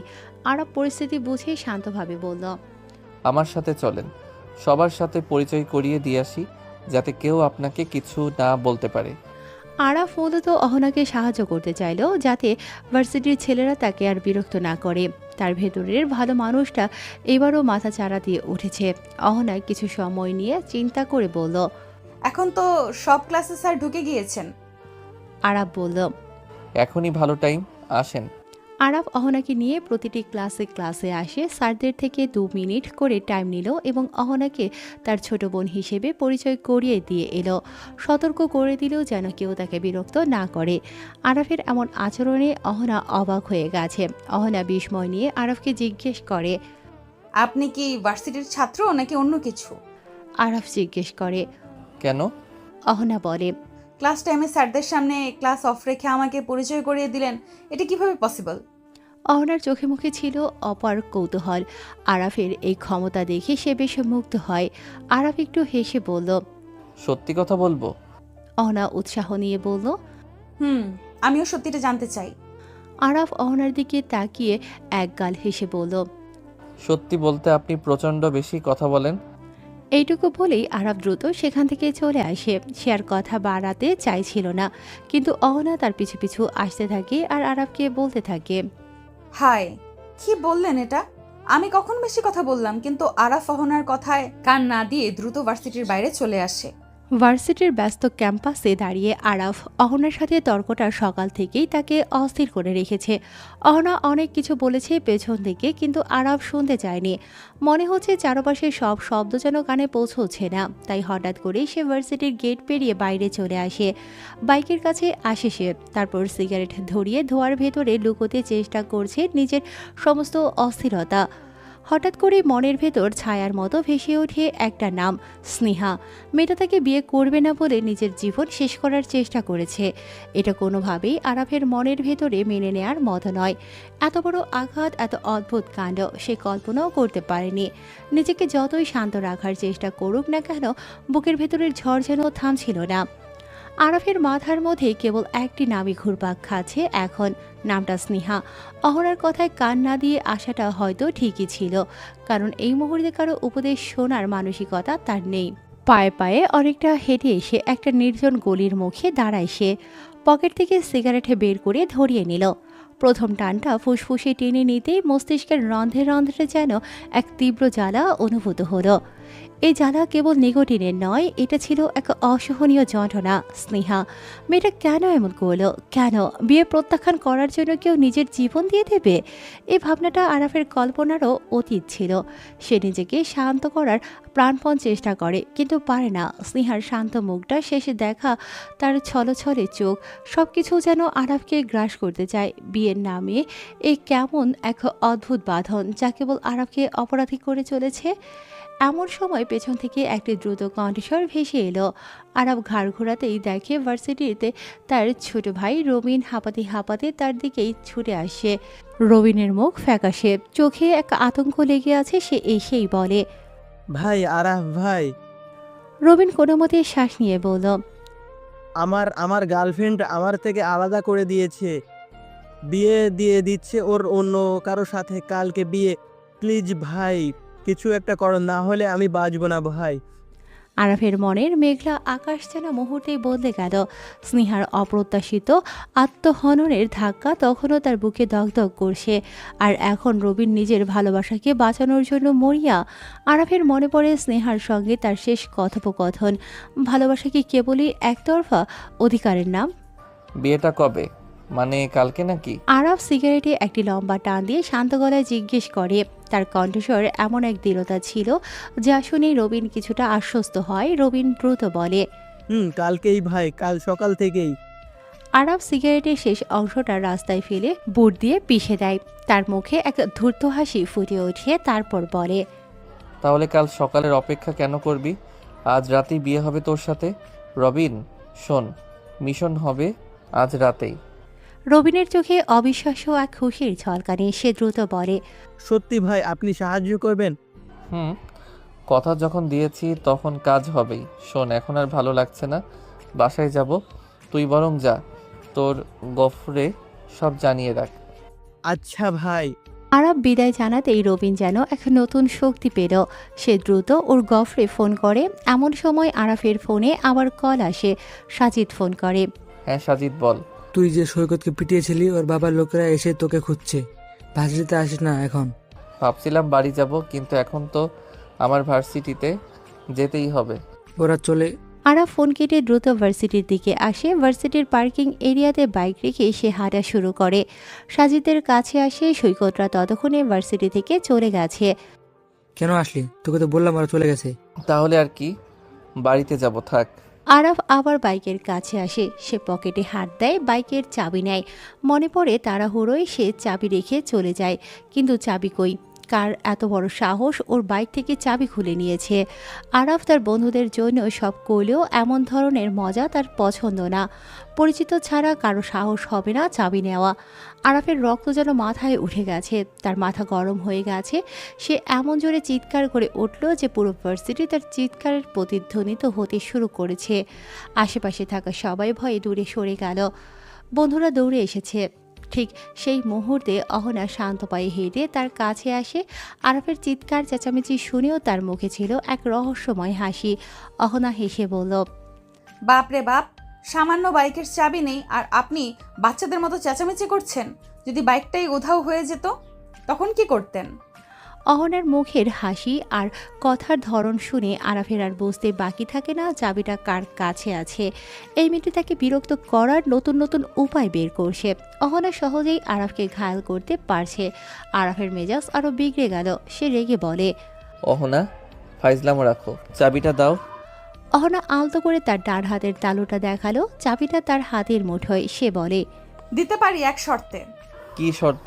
আরাফ এক গভীর নিঃশ্বাস নিয়ে নিজেকে শান্ত করার চেষ্টা করে অহনা বলে, আমার কাছে বাসায় যাওয়ার ভাড়া নেই, সো আপনি আমাকে বাসায় নামিয়ে দিয়ে আসবেন। অহনা চোখ টিপে বলল কথাটা। আরাফ তৎক্ষণাৎ পকেট থেকে মানিব্যাগ বের করে তারপর বলে, ওকে আমি ভাড়া দিয়ে দিচ্ছি, তুমি ট্যাক্সি নিয়ে চলে যাও। হবে না, আমাকে বাসায় নামিয়ে দিয়ে আসতেই হবে, সেটা তোমার বাইকে করে। আরাফ একবার ভাবে ওর থেকে জোর করে চাবিটা কেড়ে নেবে, কিন্তু সে জানে এমন করলে অহনা তার পেছনে লেগে থাকবে। তাছাড়া তার মাথায় তখন কেবলই রবিনের জন্য চিন্তা ঘুরছে, সময় নষ্ট করা ঠিক হবে না। আরাফ বলে, ঠিক আছে, তাড়াতাড়ি বসো, তবে মনে রেখো তোমার শর্ত পূরণ হলো, এর বদলা আমি অন্য সময় নেব। অহনা বিজয়ের হাসি হেসে চাবিটা আরাফের হাতে তুলে দেয়। আরাফ বাইক স্টার্ট দিতেই অহনা পেছনে বসে পড়ে। বাইক স্টার্ট দিয়ে শহরের ভেতরের মধ্য দিয়ে যখন দ্রুত গতিতে এগিয়ে চলেছে, ঠিক তখনই ঘটে এক অপ্রত্যাশিত ঘটনা।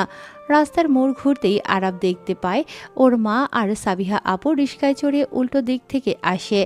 আরাফের বুক ধড়াস করে উঠল। মা এবং আপু দুজনের তীক্ষ্ণ দৃষ্টিতে ওদের দিকে তাকিয়ে আছে।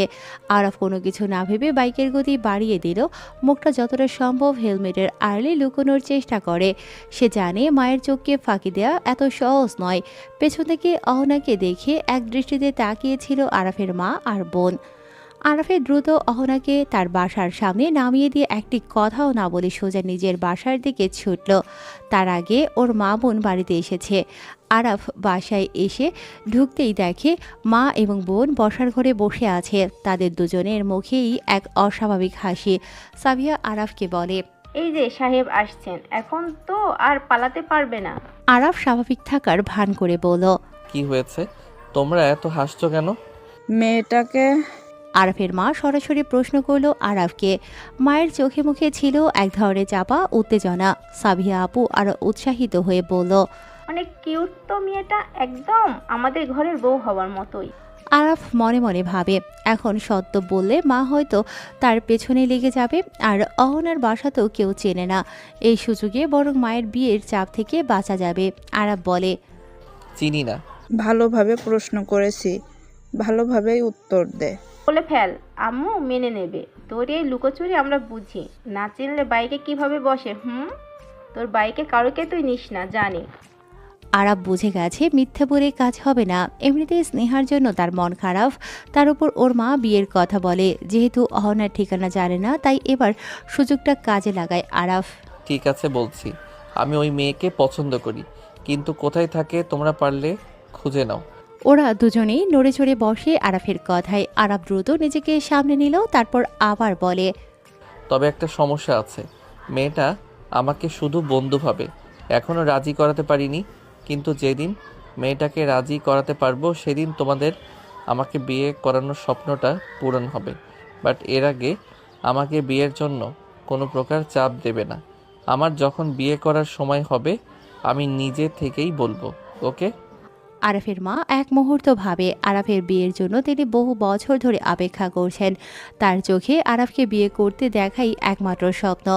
আরাফের শর্তের মধ্যে এক ধরনের আশার আলো দেখতে পেলেন তিনি, তাই বলল, ঠিক আছে, আমরা কোনো চাপ দেব না, কিন্তু কাজটা তাড়াতাড়ি করতে হবে বাবা। আরাফ হাফ ছেড়ে বাঁচে। সে বলে, ঠিক আছে। আরাফ তার রুমে চলে যায়, রাতের জন্য রেডি হতে থাকে। দিন শেষে রাত হয়, ঘড়ির কাঁটা তখন রাত 10টা ছুঁয়েছে। আরাফ তার রুমে বসে রবিনের মিশন প্ল্যান করছে। তখনই রবিনের ফোন এলো। ভাইয়া প্লিজ কিছু করেন, কাল সকালে আমার গার্লফ্রেন্ডের বিয়ে, আপনি বলেছিলেন আজ নাকি আমাদের বিয়ে। আপনি কোথায় আরাফ ভাই? রবিনের কণ্ঠে ছিল আকুতি। আরাফ বলে, হ্যাঁ মনে আছে, তুই আমার বাসার নিচে চলে আয়, আমার এক বন্ধু তোকে সাহায্য করবে। ভাই আমি তো রাত 9টা থেকে আপনার বাসার নিচে দাঁড়িয়ে আছি, ফোন দেওয়ার সাহস পাচ্ছিলাম না। আরাফের একটু খারাপ লাগে, ছেলেটা নিশ্চয়ই খুব চিন্তায় আছে। সে বলে, ওকে থাক, আমি আসছি। আরাফ নিচে নেমে আসে। এসে দেখে রবিন অস্থিরভাবে এদিক ওদিক হাঁটছে। আরাফ কাছে যেতেই রবিন তাকে জড়িয়ে ধরে। আরাফ বলে, শোন, সাজিদ সব ব্যবস্থা করে রেখেছে, তুই ওর সাথে যা, ও তোকে সাহায্য করবে। আমি সাজিদকে কল দিচ্ছি। না ভাই, আপনি আমার সাথে যাবেন, এই প্রথম আমি এমন একটা কাজ করতে যাচ্ছি, আপনার সাহস আর বুদ্ধি ছাড়া আমি পারবো না, প্লিজ ভাই। রবিনের চোখে মুখে এমন এক আকুতি ছিল যে আরাফ আর না করতে পারে না। স্নেহার কথা মনে পড়ে ওর, সে পারেনি তার ভালোবাসাকে বাঁচাতে, কিন্তু রবিন যেন সফল হয়। সে কথা যখন দিয়েছে তখন কথা রাখতে হবে। ঠিক আছে চল, কিন্তু একটা কথা মনে রাখিস, এই পথে একবার পা বাড়ালে আর ফেরা যায় না। তুই নিশ্চিত তো? হ্যাঁ ভাই, একদম নিশ্চিত। রবিন প্রত্যয়ের সাথে বলল। তারা দুজনেই হাঁটতে শুরু করে। রবিন রাস্তা দেখিয়ে নিয়ে চলে, গলি পেরিয়ে দুটো মোড় ঘুরে একটা ছিমছাম শান্ত এলাকায় এসে তারা দাঁড়ায়। রবিন একটি গেট দেখিয়ে বলল। ভাই এটাই বাসা, এখান থেকেই। আরাফ রবিনকে থামিয়ে গেটের দিকে তাকালো। সেই পরিচিত বাড়ি, সেই ব্যালকনি, তার চোখ কপালে উঠে যায়। আজকে সে অহনাকে এ বাড়ির সামনে নামিয়ে দিয়ে গেছে। আরাফ প্রায় চেঁচিয়ে উঠল। পাগল নাকি তুই? এটা তো অহনাদের বাসা। ভাই, অহনা আপুর ছোট বোনই আমার গার্লফ্রেন্ড। আসলে আমার সাথে সম্পর্কের কথা ওর বাড়িতে জানার পর আগে থেকেই বিয়ে দিতে চেয়েছে ওর পরিবার। আরাফের মাথায় যেন বাজ পড়ে। সে যদি অহনার বোনকে তুলে নিয়ে যায় তবে অহনার কাছেও সে খারাপ হবে, যেমনটা স্নেহার চোখে হয়েছিল। কি করবে সে বুঝতে পারে না। সে বলে, তুই আজ আমাকে মেরেই ছাড়বি? এবার সে সব বুঝতে পারে। অহনার সাথে তার চাবির সত্য, মায়ের চোখে ধরা পড়া সব কিছুই হয়তো এক অদৃশ্য সুতোয় গাঁথা ছিল। অহনার ছোট বোন, অর্থাৎ যে মেয়েকে সে বাইকে করে নামিয়ে দিয়ে গিয়েছে, সেই অহনার বোনকেই রবিনের সাথে পালাতে সাহায্য করতে হবে। এর চেয়ে বড় হাস্যকর বা কঠিন পরিস্থিতি আর কি হতে পারে? যদি এই পালানোর সময় অহনা বা তার পরিবারের কেউ তাকে দেখে ফেলে, তাহলে তার মাকে দেয়া মিথ্যেটা তো ফাঁস হবেই, সাথে অহনার চোখেও সে চিরকালের জন্য খারাপ হয়ে যাবে। তার উপর অহনার বোনকে ভাগিয়ে নিয়ে যাওয়ার অপরাধে অহনা হয়তো তাকে আস্ত রাখবে না। তুই তোর গার্লফ্রেন্ডকে ফোন দিয়ে নিচে আসতে বল। ভাই ও অনেক ভীতু, সে তো নিচে আসবেই না। ও রাজি আছে কিন্তু সাহস পাচ্ছে না। ওকে বাসার ভেতর থেকে বের করে নিয়ে আসতে হবে। রবিন কাঁদো কাঁদো গলায় বলল। আরাফের আর বুঝতে বাকি রইল না রবিন আজ তাকে একদম শেষ করে দেবে। এই মিশন কেবল রবিনের বিয়ে নয়, এটা আরাফের নিজের জীবনকে ঝুঁকিতে ফেলার মিশন। কিন্তু আরাফ কথা দিয়েছে, স্নেহার ব্যর্থতা আর রবিনের আশার মাঝে আরাফ নিজেকে খুঁজে পেল। এই শেষ রাতে সে তার বন্ধুর বিশ্বাস রাখবে। ঠিক আছে, যা হবে দেখা যাবে। চল ভেতরে যাওয়া যাক, কিন্তু মনে রাখিস কোনো গোলমাল হলে তুই আগে পালাবি, আর কোনোভাবেই তুই ধরা পড়বি না। ঠিক আছে ভাই। আরাফ এবার গেটের দিকে পা বাড়ায়। তার চোখে তখন এক নতুন দৃঢ়তা। সারাদিন ধরে যে বিষণ্ণতা তাকে গ্রাস করেছিল তা যেন মুহূর্তেই দূর হয়ে যায়। এই মিশন যেন আরাফের জীবনের এক নতুন অধ্যায়, যেখানে বাইকের চাবি, স্নেহার স্মৃতি আর অহনার অপ্রত্যাশিত উপস্থিতি এক জটিল জালে জড়িয়ে আছে। আরাফ তৈরি হলো তার জীবনের সবচেয়ে ঝুঁকিপূর্ণ অভিযানে নামার জন্য। রাতের নিস্তব্ধতা ভেঙে পড়ছে কেবল বাতাসের শব্দে। চারদিক নিস্তব্ধ, তবুও আরাফের বুকের ভেতর যেন ঢাক বাজছে। প্রতিশ্রুতির দায়ে সে আজ রবিনকে নিয়ে ঝুঁকি নিয়েছে। অহনার বাসার সামনে দাঁড়িয়ে তার মনে হচ্ছে এক ভুল পদক্ষেপ মানে বিপর্যয়। রবিন কাঁপতে কাঁপতে ফিসফিস করে বলে, ভাই পিছনের জানালা দিয়ে ঢুকতে হবে, দরজা দিয়ে সম্ভব না। আরাফ দীর্ঘশ্বাস ফেল। তারপর অন্ধকারে ধীরে ধীরে জানালা ঠেলে ভেতরে ঢুকলো রবিনকে নিয়ে। রুমের ভেতর অদ্ভুত নীরবতা, কেবল ফ্যানের ঘূর্ণনের বাতাস কাঁপছে। অহনার ছোট বোন আনিকা বিছানায় বসে ভয়ে কাঁপছে, চোখে জল, ঠোঁটে আতঙ্ক বিরাজ করছে। রবিন এগিয়ে যেতেই আনিকা হঠাৎ কান্নায় ভেঙে পড়ে। আরাফ শান্ত গলায় বলল, ভয় পেও না, আমি আছি। তাদের রুম থেকে বের করে আনার প্রস্তুতি নিচ্ছে আরাফ। এমন সময় ফ্যানের বাতাসে হালকা রুমের আরেক পাশের পর্দা সরে যায়। অজান্তে তার চোখ ঘুরে গেল ডান পাশে। পর্দার ফাঁক দিয়ে দেখা গেল অহনা ঘুমোচ্ছে। এক মুহূর্তের জন্য তার নিঃশ্বাস আটকে যায়। অহনা একটি সাদা টি শার্ট পরে গভীর ঘুমে আচ্ছন্ন। ফ্যানের বাতাসে কাপড় সামান্য সরে গিয়ে কোমর আর নাভির উজ্জ্বল রেখা দেখা যাচ্ছে। আলো আধারের মাঝে তা যেন আরও ঝকমকো করছে। আরাফ স্থির হয়ে দাঁড়িয়ে থাকে। মনে হচ্ছে এই দৃশ্য একটা চিরচেনা অথচ নতুনভাবে তাকে আঘাত করে। সবার সামনে আরাফ রেগে তাকে বোন হিসেবে পরিচয় করিয়ে দিয়েছে। অহনা সেটা মজা করেই গ্রহণ করেছে, কিন্তু দুজনের মনে আলাদা খেলা তৈরি হচ্ছে। অহনা এমনিতেই সুন্দর, অথচ সেই সব অংশ সবসময় আড়লে থাকে। আজ সেগুলো আরাফের চোখে ধরা পড়েছে। বুকের ভেতর হঠাৎ অজানা কাঁপুনি তৈরি হয়, কিন্তু হঠাৎ পেছনে থেকে রবিন হাত টান দেয়। ভাই এখানে বেশি সময় থাকলে কেস খাবো, জলদি চলেন। আরাফের চোখের ঘোর ভাঙে। আরাফ মাথা ঝাঁকিয়ে বলল, ও হ্যাঁ চলো, এখনই বেরোতে হবে। অহনার বোনকে সঙ্গে নিয়ে তারা নিঃশব্দে রুম থেকে বেরিয়ে আসে। সাজিদ গাড়ি নিয়ে চলে এসেছে বাড়ির সামনে, সবাইকে গাড়িতে তোলে। তারপর কাজী অফিসে আসে ওরা। কিছুক্ষণ পর ওদের বিয়ে পড়ানোর কাজ শেষ হয়। কাজী অফিস থেকে বের হলো ওরা। চাঁদের আলোতে নীরব আকাশের নিচে দুই কিশোর কিশোরী একসাথে হাঁটছে। পেছনে সাজিদ আর আরাফ হাঁটছে। অহনার বোন এটা হুম। কি করেছিস? অহনা যদি জানে তবে জানলেও কি, তুই তো আর পছন্দ করিস না। হুর হারামি, চুপ থাক। বুঝি তুমিও। আরাফ মুস্কি হাসে। রবিন আর আনিকা হাঁটা থামায়। আরাফ গম্ভীর গলায় জিজ্ঞেস করে, রবিন কোথায় থাকবি ঠিক করেছিস? বাড়িতে আমার মা সব জানে, শুধু বাবার ভয়ে প্রপোজাল দিইনি। মা আমার সাপোর্টার থাকলেও তাই আজ আমাদের বাসায় উঠবো। আরাফ কিছুক্ষণ চুপ করে রইল, তারপর মাথা নেড়ে বলল, ঠিক আছে, কিন্তু শোন, তুই আমার দায়িত্বে বিয়ে করেছিস, কখনো আমার ছোট আপুর সাথে খারাপ আচরণ করবি না। আরাফের কথায় রবির মাথা নিচু করে আর অহনার বোন কান্না ভেজা চোখে হঠাৎ আরাফের পায়ে সালাম করে বলল, ভাইয়া, আপনার এই সাহায্যের কথা কোনো দিন ভুলবো না। আরাফ তার মাথায় হাত রেখে মৃদু হেসে বলে, ভালো থেকো, সুখে থেকো, আর যদি কখনো কোনো ঝামেলা হয় আমাকে ফোন দিবি, আমি তখনই চলে আসবো। সেই রাতেই বাইকে চড়ে রবিন আর অহনার বোনকে ওদের বাসার সামনে নামিয়ে দিল আরাফ। তারপর একা বাইক চালিয়ে ফেরার পথে হাওয়ার কানে ভাসছে। বুকের ভেতরে ছিল এক অদ্ভুত মিশ্র অনুভূতি। একদিকে প্রতিশ্রুতি রাখার তৃপ্তি, অন্যদিকে অহনার রোমে দেখা সেই দৃশ্যের অদ্ভুত আলোড়ন। বাসায় ফিরতে ফিরতে মনে হচ্ছিল আজকের রাত যেন তাকে আরও ভারী করে দিল। পরের দিন সকালেই আরাফ দ্রুত ভার্সিটির দিকে রওনা হলো। গত রাত থেকেই ওর ভেতরে অদ্ভুত এক অস্থিরতা কাজ করছে। যতই নিজের মনকে অন্যদিকে নিতে চায়, অহনার মুখটা যেন মাথা থেকে কিছুতেই সরে না। একদিনও অহনাকে না দেখলে ওর ভালো লাগে না, একটা অভ্যাসে পরিণত হয়েছে যেন। ভার্সিটির গেটে ঢুকেই বাইকটা পার্ক করে ক্লাসের দিকে হাঁটা দিল আরাফ। দরজার কাছে পৌঁছে গেছে, ঠিক তখনই পেছন থেকে কেউ ওর টি শার্ট টেনে ধরল। চমকে পেছনে তাকাতেই চোখের সামনে অহনা। রাগে ওর চোখ জলজল করছে। কিছু বুঝে ওঠার আগেই অহনা ওর গালে একের পর এক চড় মারতে শুরু করলো। আরাফ এক মুহূর্তে হতভম্ব হয়ে গেল। ব্যথা পেয়ে মুখ ঘুরিয়ে নিলেও কিছু বলল না। আগে ভাবতো মেয়েদের নরম হাতের চড় হয়তো মজার, কোমল, কিন্তু আজ বুঝলো মেয়েদের নরম হাতেও আগুনের মতো জ্বালিয়ে দিতে পারে, বিশেষ করে যখন সেই হাত ভালোবাসার মানুষটির হয়। কেন এমন করছে অহনা, আরাফ খুব ভালো করেই জানে।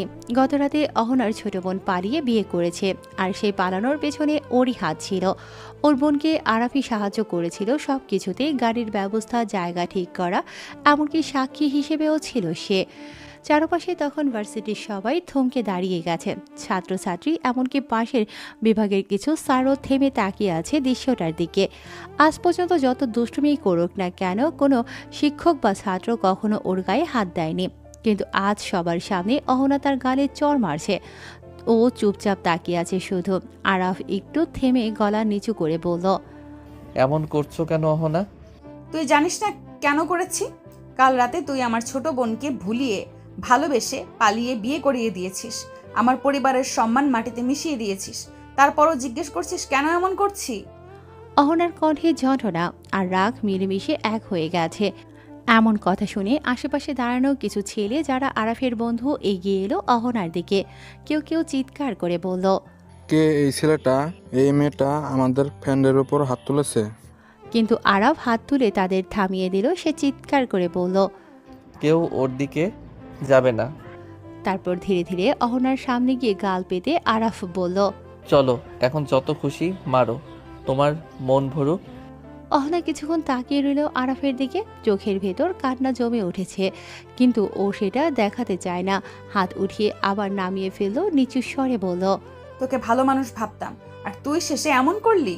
এইটুকু বলেই অহনা ঘুরে সেখান থেকে চলে গেল। আরাফ দেখল আশেপাশের সবাই চুপচাপ দাঁড়িয়ে আছে। কেউ কেউ ফিসফিস করছে। ওর রাগ চরমে পৌঁছে গেল।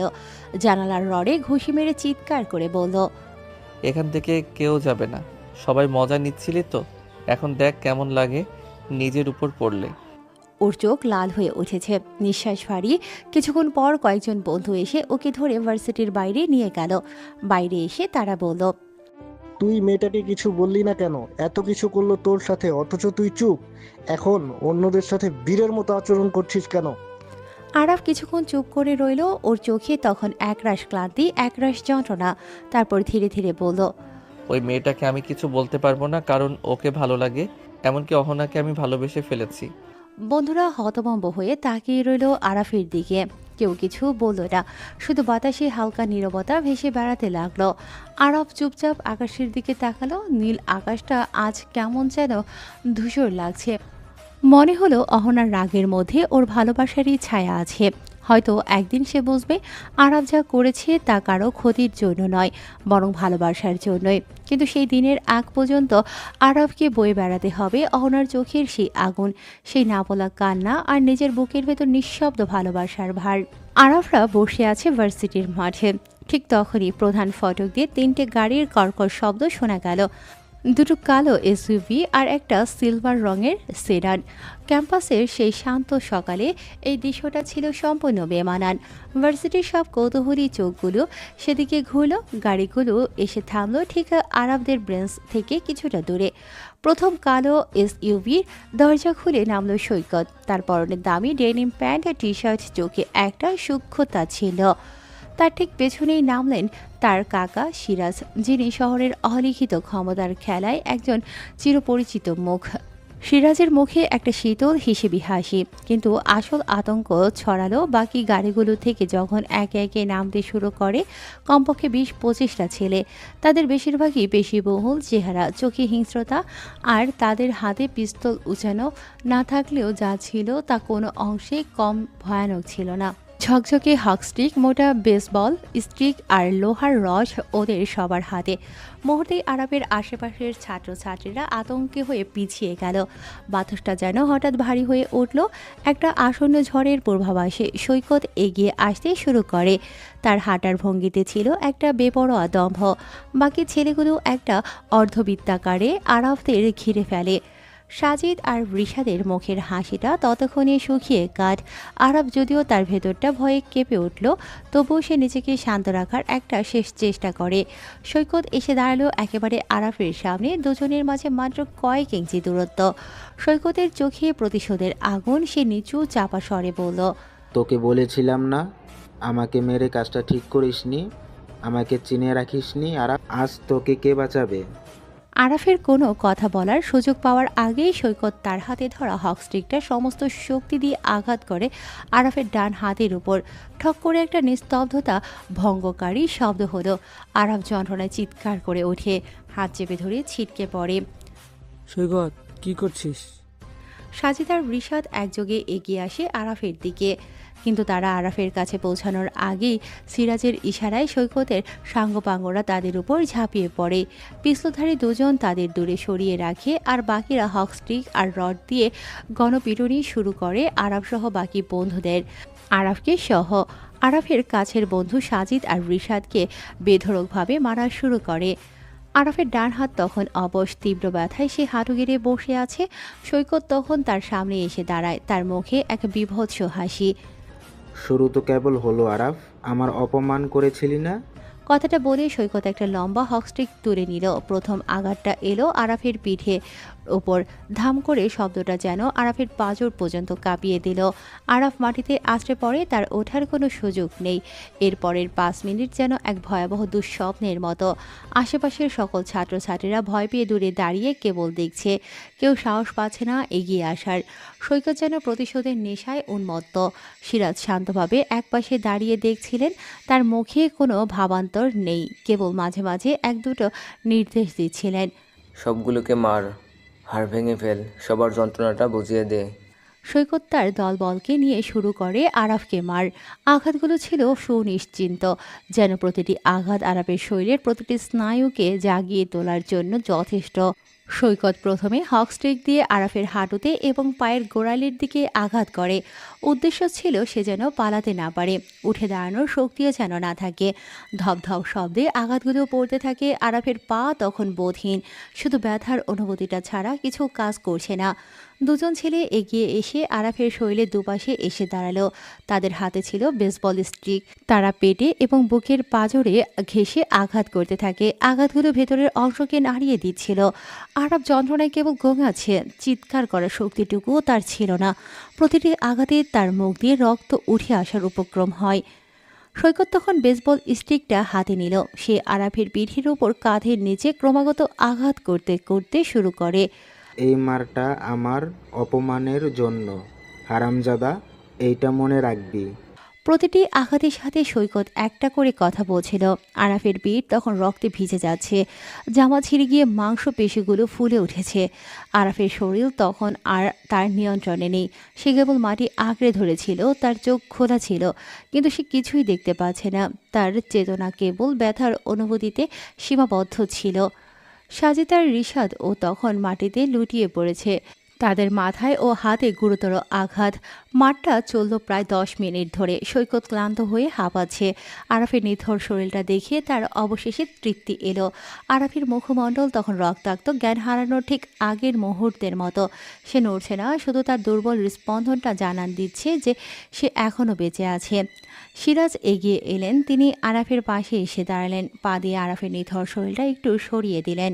হয়েছে সৈকত, আর না মারলে তো শাস্তি শেষ হয়ে যাবে। একে মরতে দেওয়া যাবে না, একে মারার চেয়েও বেশি কষ্ট দেওয়া হবে। সিরাজ তার দলবলকে থামার ইশারা করলেন। সৈকত তার সাঙ্গপাঙ্গদের নিয়ে গাড়ির দিকে হাঁটা শুরু করে। যার আগে সে শেষবারের মতো আরাফের দিকে তাকালো, একটা ঠান্ডা হাসি হেসে বলল, আজকে বেঁচে গেলি, পরের বার হয়তো আমার মেজাজ এত ভালো থাকবে না। গাড়ি তিনটে আবার তীব্র শব্দ তুলে ক্যাম্পাস ছেড়ে চলে যায়। ক্যাম্পাসে তখন ভয়াবহ নীরবতা। কিছুক্ষণের মধ্যেই ভয় জড়ানো মানুষগুলো দৌড়ে এলো, কিন্তু তখনও কেউ আরাফের কাছে যাওয়ার সাহস পেল না। ঠিক তখনই একটা ছায়ামূর্তি ভিড়ের মধ্য দিয়ে বিদ্যুতের বেগে ছুটে আসে। সে আর কেউ নয়, অহনা। অহনা আরাফের আধমরা শরীরটার কাছে এসে হাঁটু কেটে বসে। আরাফের ক্ষতবিক্ষত রক্তাক্ত রূপ দেখে তার চোখ দিয়ে যেন আর জল আটকালো না। আরাফ, আরাফ চোখ খোলো, কি হয়েছে তোমার? কিন্তু আরাফ তখন কোনো উত্তর দিতে পারে না। অহনা তখন আর কোনো কিছু না ভেবেই তার জ্ঞানহীন শরীরটাকে দুহাতে জড়িয়ে ধরে। তার সাদা টপস আরাফের রক্তে ভিজে যাচ্ছে। অহনা তখন কেবল অঝরে কাছে আরাফের কপালে হাত বুলিয়ে দিচ্ছে। আমি জানি তুমি ঠিক আছো, প্লিজ কথা বলো আরাফ। অহনার স্পর্শে যেন আরাফের চেতনার শেষ অংশটুকু কেঁপে ওঠে। সে একবার ক্ষীণভাবে চোখ খোলার চেষ্টা করল, কিন্তু পারে না। তার সারা শরীরে যন্ত্রণাটা এখন আর সহ্য করার মতো ছিল না। আরাফ শেষবারের মতো একটা গোঙানির শব্দ করে, তার মাথাটা অহনার কাঁধে এলিয়ে দিল। সে জ্ঞান হারায়। ভিড় তখন শোরগোল করে ওঠে। জ্ঞান হারালো আরাফকে দেখে অহনা আর এক মুহূর্ত দেরি করে না। সে আশেপাশের কয়েকজনের সাহায্যে অতি দ্রুত আরাফকে নিকটস্থ হাসপাতালে নিয়ে যাওয়ার ব্যবস্থা করে। মিরাজ আর রিশাদকেও সাথে সাথে অ্যাম্বুলেন্সে তোলা হলো। কেটে যায় কয়েক ঘন্টা। আরাফ তখন হসপিটালের আইসিইউতে। প্রতিটি মিনিট যেন একটা দীর্ঘ বছর। বাইরের করিডোরে অহনা একটা চেয়ারে পাথরের মতো হয়ে বসে আছে। তার জামায় তখনও লেগে থাকা রক্তের দাগগুলো যেন এক ভয়াবহ দুঃস্বপ্নের ছাপ। চোখে জল নেই, শুধু একটা তীব্র শূন্যতা। সে বারবার হাসপাতালের দরজার দিকে তাকাচ্ছে, মনে মনে কেবল একটাই প্রার্থনা, আরাফের যেন জ্ঞান ফেরে। দীর্ঘ 4 ঘন্টা কেটে গেছে। হঠাৎ করিডোরে পায়ের শব্দ শোনা গেল। দুজন তরুণ তরুণী দ্রুত পায়ে এগিয়ে আসে। ছেলেটির নাম রবিন, আর তার পাশে যে মেয়েটি, তাকে দেখেই অহনার শরীরে মুহূর্তের জন্য শক্ত হয়ে গেল। আনিকাও আছে। অহনা উঠে দাঁড়ালো, তার চোখে তখন গভীর ক্লান্তি আর চাপার রাগ। রবিন আর আনিকা কাছে আসতেই অহনা আর নিজেকে ধরে রাখতে পারে না। তার কণ্ঠস্বরে স্পষ্ট বিরক্তি। তুই এখানে কেন আনিকা? অহনার প্রশ্নটা ছিল তির্যক। সে দ্রুত বলে, তোর জন্য বাবা অসুস্থ হয়ে বিছানায় পড়ে আছে, খবর রাখিস? তুই কেন পালাতে গেছিস? তোর মতো একটা মেয়ের জন্য আজ বাবার অবস্থা খারাপ। আনিকা মাথা নিচু করে থাকে, তার চোখে জল। কিন্তু রবিন দ্রুত এগিয়ে এলো। সে পরিস্থিতি সামাল দেওয়ার চেষ্টা করে বলে, আপু, ওর কোনো দোষ নেই, প্লিজ ওকে কিছু বলো না। দোষ সব আমার। আরাব ভাইয়েরও কোনো দোষ নেই। আসলে আমি আরাব ভাইকে বলেছিলাম আনিকাকে এনে দিতে। অহনা ভ্রু কুঁচকে তাকালো। সে প্রশ্ন করে, মানে কি বলছো এইসব?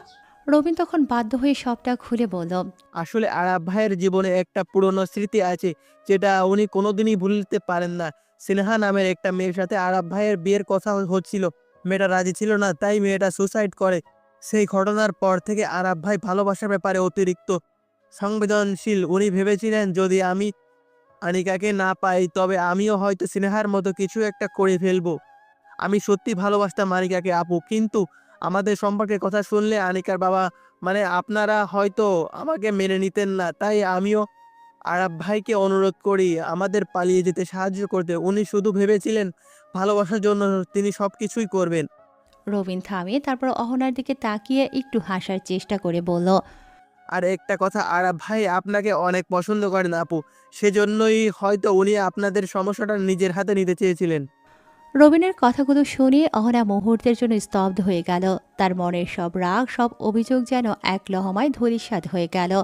আরব যাকে সে কেবল কিছুটা মাথা গরম ছেলে হিসেবে চিনত, তার ভেতরে এত বড় একটা মানবিক দিক লুকিয়ে আছে।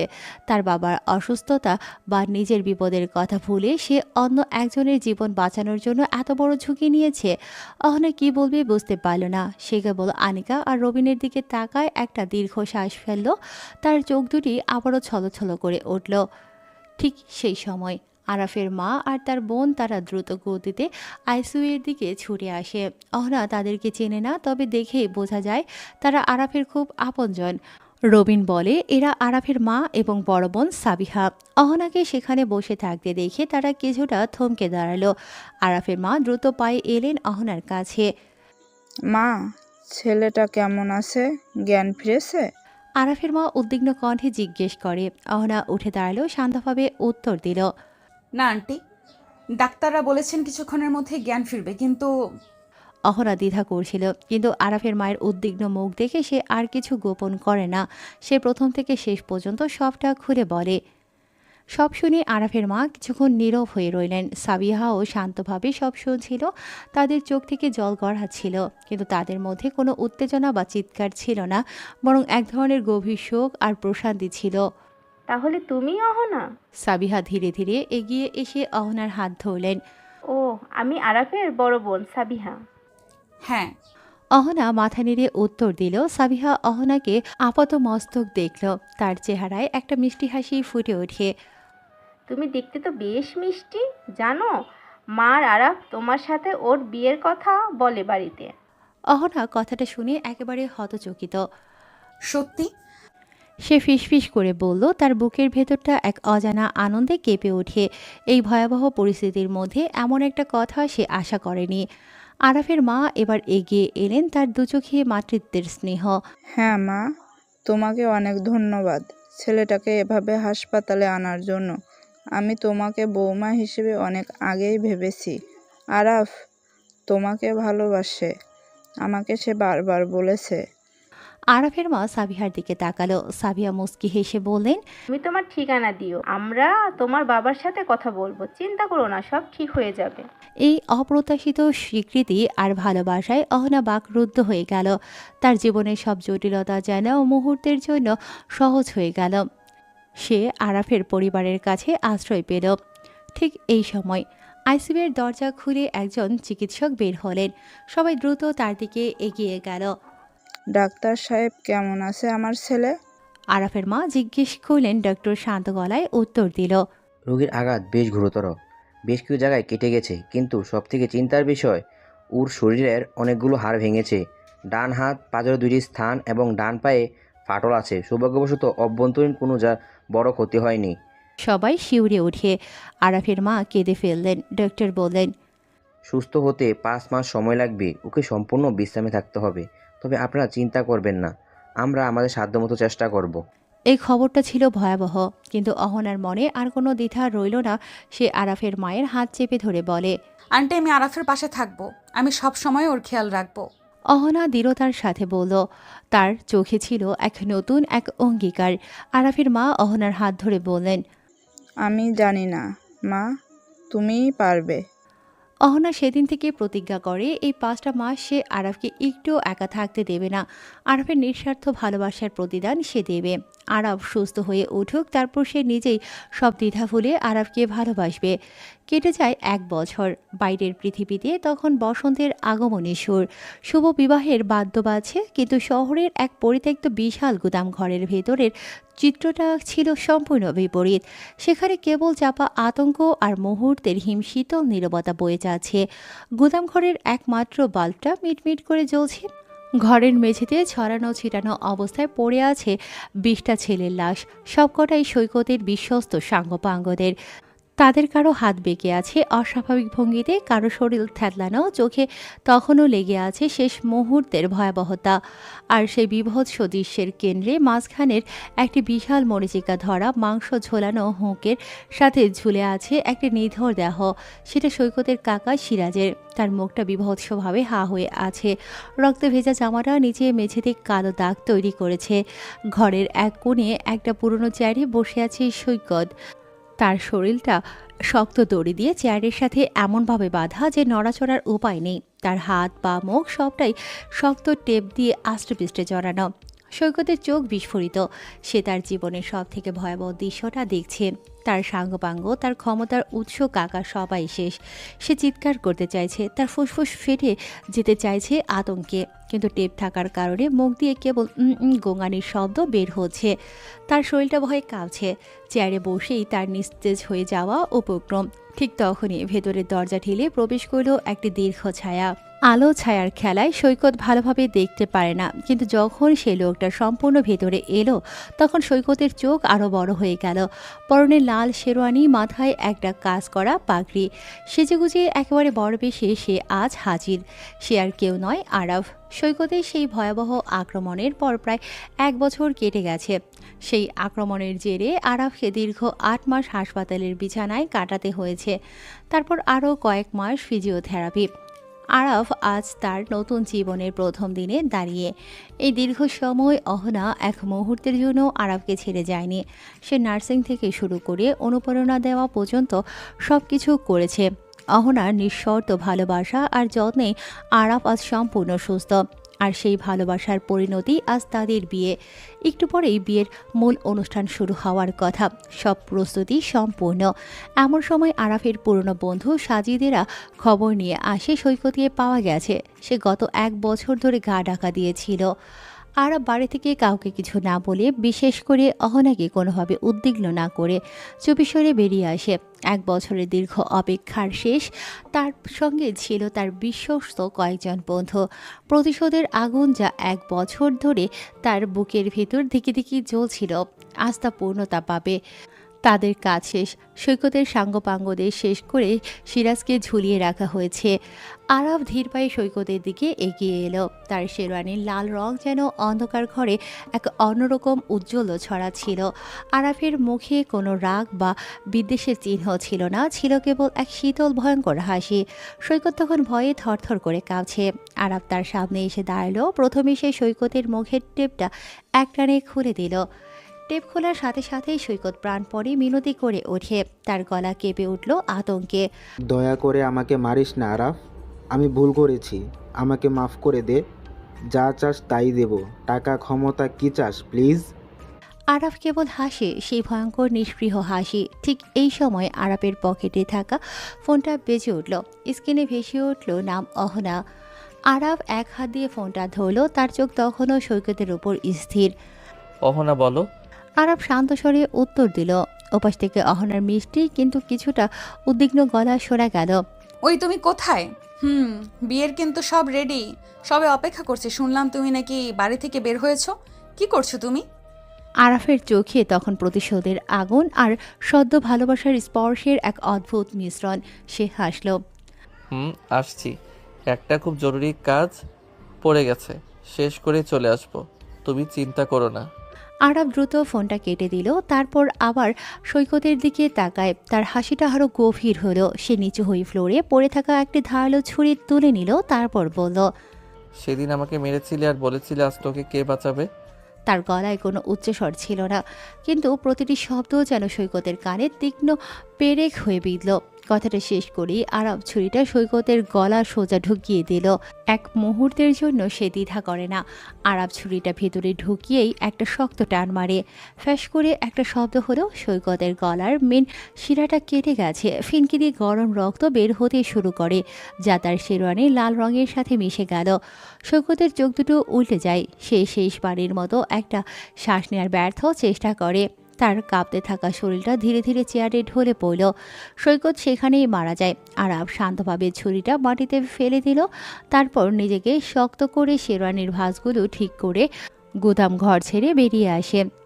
কিছুক্ষণের মধ্যে আরব ফিরে এলো বিয়ের মণ্ডপে। তার চোখে মুখে কোনো ক্লান্তির ছাপ নেই, বরং এক নতুন জীবনের আনন্দ অহনতাকে দেখিয়ে ছুটে চলে। কোথায় ছিলে তুমি? আর একটু হলে তো বিয়েটাই আটকে যেত। সবাই কি ভাবছে বলো তো? আরাফ কেবল অহনাকে জড়িয়ে ধরে আলতো করে একটা হাসি দেয়, তারপর বলে, একটা কাজ ছিল, আমার জীবন থেকে একটা জঞ্জাল পরিষ্কার করতে গিয়েছিলাম। এখন আর কোনো চিন্তা নেই। বিয়ের আনুষ্ঠানিকতা শেষ হলো। অবশেষে বহু প্রতীক্ষিত বাসর রাত। নতুন সাজানো ঘরটা রজনীগন্ধা আর গোলাপের মিষ্টি গন্ধে ভরে আছে। আরব দরজার সামনে এসে দাঁড়ায়। অহনা তখন নতুন লাল বেনারসি আর গয়নায় সেজে খাটের মাঝখানে বসে আছে। এই মেয়েটি গত 1 বছর ধরে তার পাশে ছিল, তাকে বাঁচিয়ে রেখেছিল। আরব ধীরে ধীরে এগিয়ে এলো। তার কাছে আজ অহনা শুধু তার স্ত্রী নয়, সে তার জীবন, তার শক্তি। সে খাটের এক কোণে বসে অহনার ঘোমটাটা সরিয়ে দিল। অহনা লজ্জায় চোখ নামিয়ে নিল। তার চোখে এক গভীর ভালোবাসা আর বিশ্বাস। আরাফ অহনার হাতটা ধরে। অহনা, হুম। তুমি না থাকলে হয়তো আজকে রাতটা আসতো না। তুমি শুধু আমার জীবন বাঁচাওনি, তুমি আমাকে নতুন করে বাঁচতে শিখিয়েছো। আরাফের গলায় ছিল কৃতজ্ঞতা আর গভীর আবেগ। অহনা তার মাথা তুলে আরাফের চোখে তাকালো, তারপর বলে, তুমি তো আমাকে ভালোবাসার আসল মানে শিখিয়েছো আরাফ। যে নিজের জীবন বিপন্ন করে অন্যের ভালোবাসা বাঁচায়, সে কি করে ভালোবাসার যোগ্য না হয়ে পারে? আরব তখন আরো কাছে এলো। সে আলতো করে অহনার কপালে ঠোঁট ছোঁয়ালো। এরপর তারা আরো গভীরে চলে গেল। এই দর্শক, আরো শুনতে চান? না না না, আর বলা যাবে না। এবার ওদের মতো করে ওদের ছেড়ে দেন, আর আপনাদের মতো আপনারা বুঝে নেন।